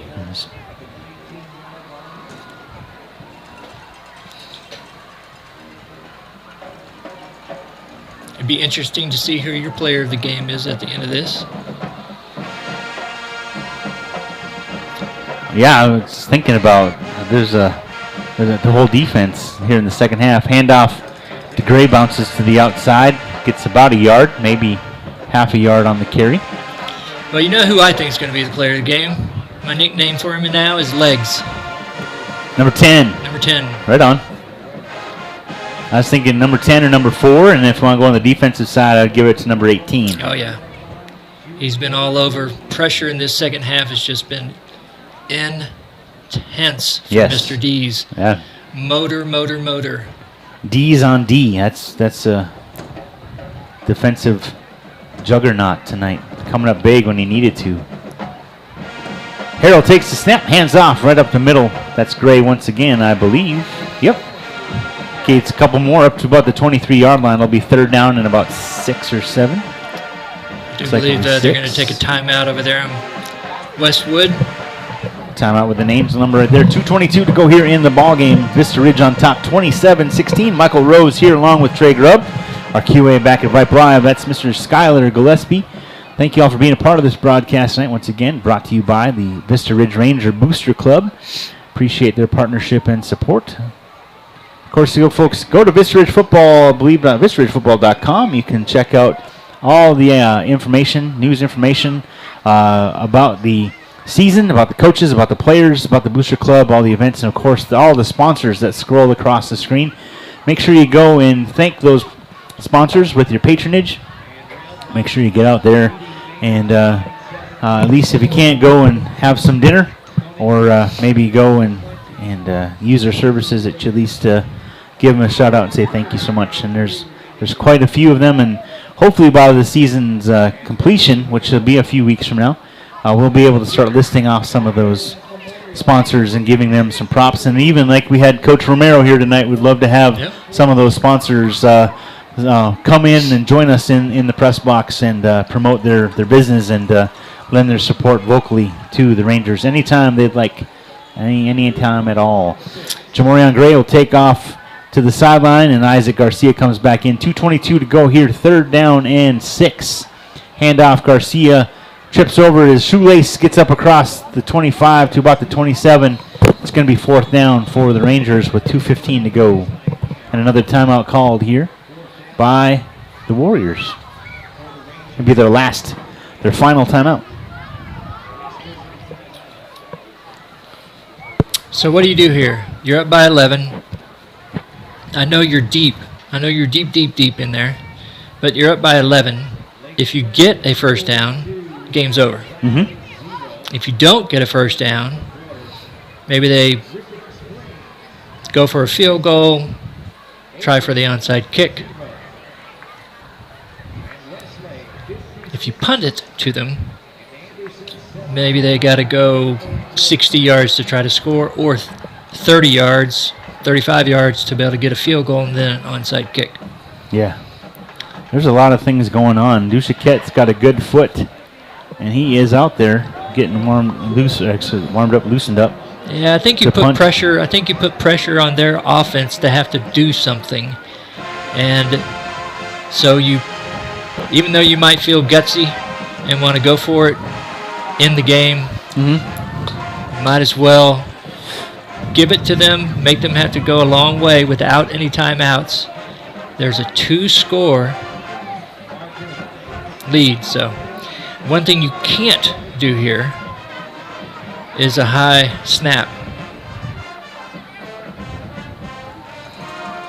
And you definitely got to be on your P's and Q's on your assignments to get the blocks. Exactly. Duchesquette takes a snap, has to backpedal a little bit, puts his foot into it, nice end over in.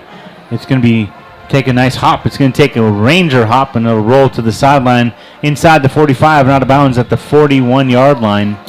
Oh, they're going to give him the 42, because what do I know, Trey? You definitely don't know anything about where it should be on the field. I sure don't. I did. Well, one guy was standing on the 43. The other one was on the 41. Now it's going to be on the 41. Yay! Oh, I was right the first dadgum time. My well, goodness. I did turn that microphone on so that they can hear you. That's how that works. Yes. I thought it was just to hear them. Now they can hear me. Attention. Attention. Official crew. So I definitely think that was the right move. It's also really cool. Put it in your defense's hand. They've been strong all year. Here comes Dees and Cruz and company out onto the field. And he's going to throw it, so pin the ears back. Two receivers to the near side. Norrell dropping straight back. Little bubble screen caught at the 40. Makes a move to the near side of the 45. Still on his feet up to midfield. Pinballing around. Gets up across midfield to the 49-yard line. Just enough for a first down for the Warriors. So really got to hand it to the coaching staff for Westwood right there. They knew the Rangers were going to bring it, and screen was a perfect call. Clock's winding back up now. 1:45 to go in the game. Norrell rolling to his left. Chase from behind. Throws off his back foot. Nice defense. Knocked out of the air. Emmy Landers coming up big right there for the Rangers. Wow. Did you see that pursuit in the backside? Oh, man, Dees wanted that one. He wanted that so bad. He was trucking after him. Oh, my goodness. It's always amazed me how good quarterbacks just have that sense, right? They just have that sense of when to step up, when to let the ball go. I mean, Dee's about to lay some wood, and he's like, oh, man. You probably walked right by him and say, dude, that was some lucky. Clock stop with 1:37 to go with that incomplete pass. Norrell takes the snap, rolling to his left. Chase from behind. Dees gets his arms on him. Ball is knocked out of the air, almost intercepted. It'll be 3rd down and 10 from the 49 of Vista Ridge. Dee's got his lick right there. He's coming from the other side. He's tired, too. He is. He's laboring. Yeah, but don't blame him. Nice job. But his motor, you watch. Yeah, he'll turn it back on. Yep. Gosh, he's making it hard on me, Michael. You know I want to give it to legs. But his motor, his effort this second half has just been outstanding. Big third down, but big one for our defense. Minute and a half to go in the ball game. Norrell takes a snap, rolling to his left, throws out into the flat. Nice catch, and rolls out of bounds. Well, it'll be enough to move the chains. Ball up to the 38-yard line. So Dees did a good job there of making sure that nobody ran back down this side.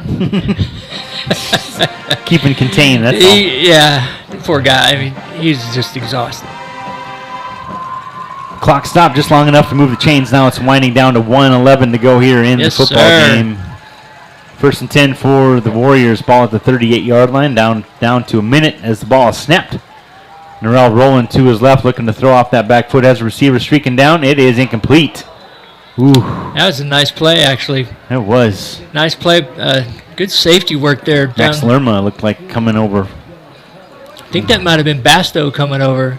25? 25, you're right. I thought it was 26. You're good call. Great job. He came over there. Great safety. That's exactly what a safety is supposed to do, right, Michael? Yes, absolutely. Get a good read on where that ball's going to go and just make that catch just a little bit harder, because that was a perfect throw. Just a perfect throw. The plexiglass window between us, it flexed because the by the coaching staff just there right now.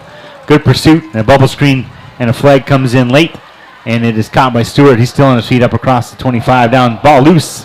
And no, I bet that's number 72 that fell on it. I don't know what this call is going to be. I think it looks like it's going to be against. Looks like it's going to be against Vista. I don't know what it. Face mask. Oh, nope, sorry. No, holding. That's a hold against the Warriors. They'll make that bubble screen to Stewart for not. That was really strange because he was telling the Westwood coach what it was. What do you want to do here? Yeah. I want you to not call that. That's what I want you to do. I'd appreciate it if you would make the score closer. And 45 seconds to go. Ticks. It's hopefully this can go without Michael having a coronary. No, I think I'm all right. Good. I just, it's like social. I'm a justice. I want justice to prevail. And it's like, what's going to happen when you have 3, sodas and 2 receivers? Wow, now you're calling me out. Thanks, man. Appreciate it. Appreciate you so much. What a nice guy. Incomplete pass. 19 seconds to go. Dear Merle Bertrand. Oh, my goodness. The Trey Grubb experiment is over. Is officially. It's officially over. Wow. All right. 19 seconds to go. Is now Folks, third don't and kid 20. yourself. I've had more than he has. So 3rd and 20. Drop him straight back. Little bubble screen once again. Vance with the catch up to the 45. Still on his feet. Spun around as he dropped back to the original line of scrimmage. It'll be 4th and 10 now. I think that'll be it, Coach. 30. Oh, that's it. You're right. We're not going to do much else. 3. Here, the student section counting it down. Final score from Gupton Stadium, 27-16. The Rangers come from behind. They trailed 16-14, and they shut them out here in the second half. Another goose egg. How about them apples, huh? Yeah, I know you said you liked apples, but... I do. I like apple pie, to be specific. I like those shiny helmets they have on tonight. Yeah, that's sharp. Here's my favorite part of every football game is the midfield handshake. Sportsmanship is really what it's all about. Ooh. Man, oh man, that was fun. That was okay. It was not so much fun sometimes, but when we win, it's fun. And I'm going to say we. I did absolutely nothing. Well, I am going to tell you the referees, but we won. And I'm going to tell you that they're gone. They were gone quick. Yeah. They're out. They're headed up the ramp between the locker rooms. They're going to hit the film room. No, really, really great job. Because sometimes, as you know, we're all human, and kids down there on the field, it really can feel like everything's against you. When calls are going like that, and some of those calls really were misses, but it can really feel like things aren't going your way. And players and coaches have to overcome that, right? I know I make that joke all the time, but you got to have that goldfish memory. You really do. You see Caden there at the end of that line shaking the last hand, number 18. Yep. He's kind of hobbling a little bit. He's like, my motor is spent. I gave it all. Wow. You know who's getting a lot of high fives from our guys? Number 10. Number 10, that is Number for 10, sure. Morrell got a bunch of love from everybody. He played out of sight tonight. Yes, he did. And what did he do, Trey? He used his feet tonight. Yes. Well, I was saying Norrell, but yes, Harrell, my guy, used his feet. Yes. I think that's what. Are we on the same page? We are with that, yes. I'm going to turn around, see if we're on the same. Are we on the same page? We're on the same page. Okay.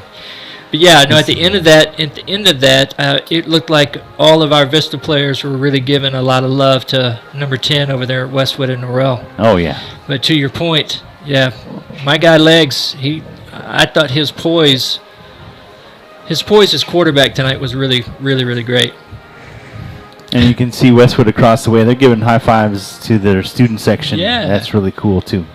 So I'm going to give a quick little shot down there to one of our favorites, number 90, who is, it looks like he is, I don't know, 10 to 12 inches taller than everybody else around him. That is big Gabe Moore. That because he is a man. Yes, sir. That's a young man. Wow. That was fun. That was tough. And I'm sure I'm getting text messages from our fearless leaders tonight, but hey. Sometimes we call him as we see him, folks. And we are here for Vista. That's right. I'm wearing the school colors. I'm very happy to hear and to see that Vista Ridge came up big tonight. And just like the players, we'll put our camera over there on Westwood. Our players giving the respect. One of the cool things about Friday Night Lights. Mm-hmm.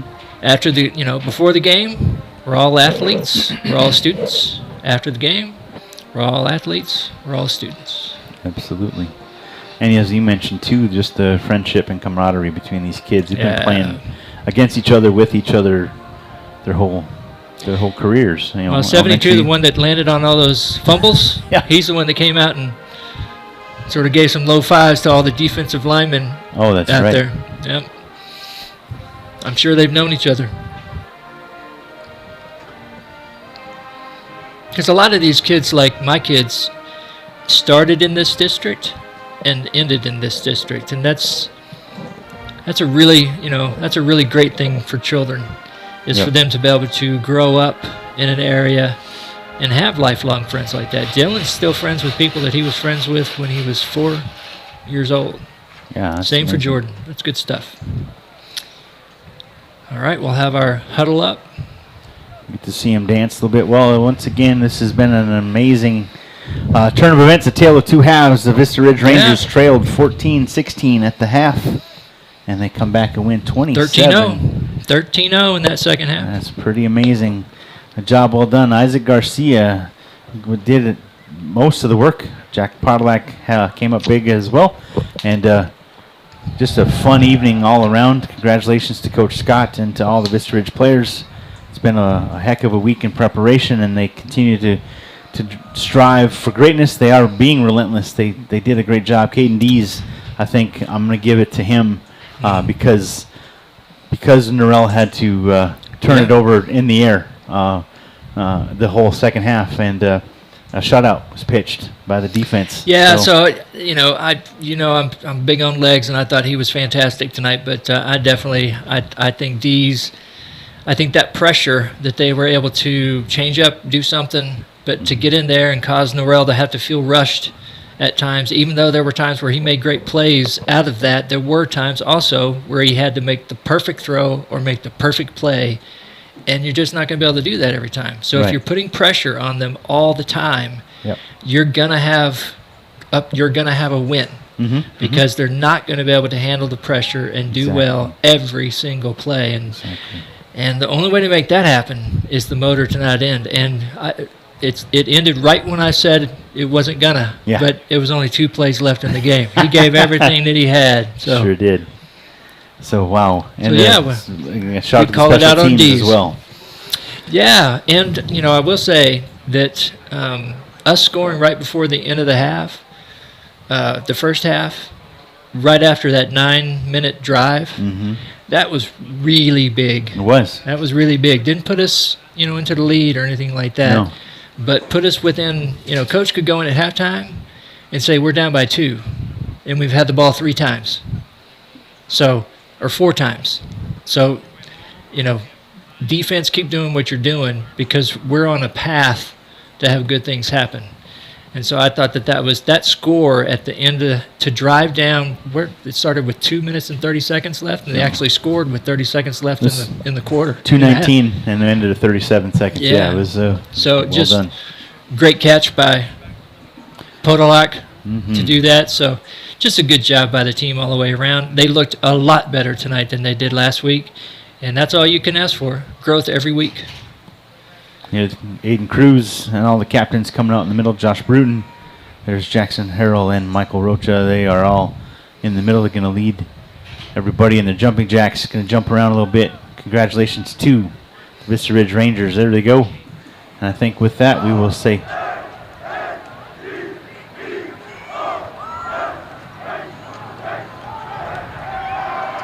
there we go. Yeah.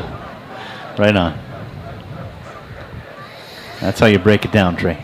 That is. Well done tonight, Michael. I think I know that there were times where you had to go the mic to me, but I appreciate you being my right-hand man, my left-hand man, the cameraman. That's what I love about you, great man. That's what I love about you. You're passionate about this, and yeah. I gotta know when to hold them, know when to fold them, know when to walk away, know when to run.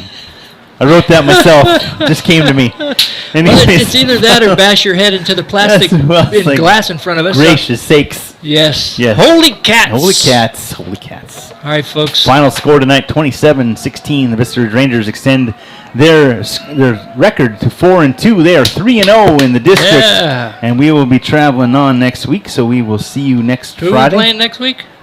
You had to ask, didn't you? Folks, we're playing somebody in the district. Somebody in the district.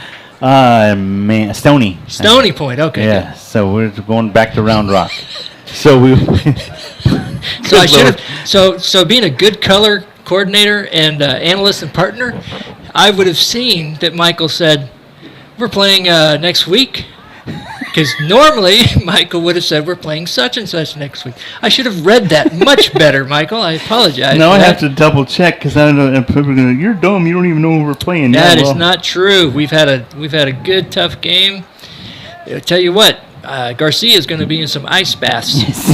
He's going to be in some ice baths tonight because he took some hits, and I hope they give the defense a little bit of rest. They worked really hard tonight. They work hard every week. No, it's not going to load. I have no idea. I'm not sure. Y'all have to look online yourself because my phone is not loading, and I don't know. So I'm going to say Stony Point because I think your memory is super great. Well, we'll find out when we... Y'all just show up there. We'll be there, too. We'll be there. We're either going to go to Dragon or to Kelly Reeves next week. I know that for a fact. We're on the road. So Vista Ridge, like I said, 4-2 on the season, 3-0 in the district. And if they'll have us back, we'll be next. I love my man, Michael, and he loves me, don't you? Sure do. I'm getting text saying the game is over. You can stop talking now. Yes, I know. We're gonna wrap it up. So for Mr. Trey Grubb, for Skylar Gillespie, for Student Bank Camp, Merle Bertrand, Christina Weber, all the fine folks here with Vista Ridge Football, including our sponsors and partners, the Vista Ridge Booster Club. Michael Rose signing off tonight. Final score 27-16. We'll see you next Friday night. Y'all have a great week and go Rangers.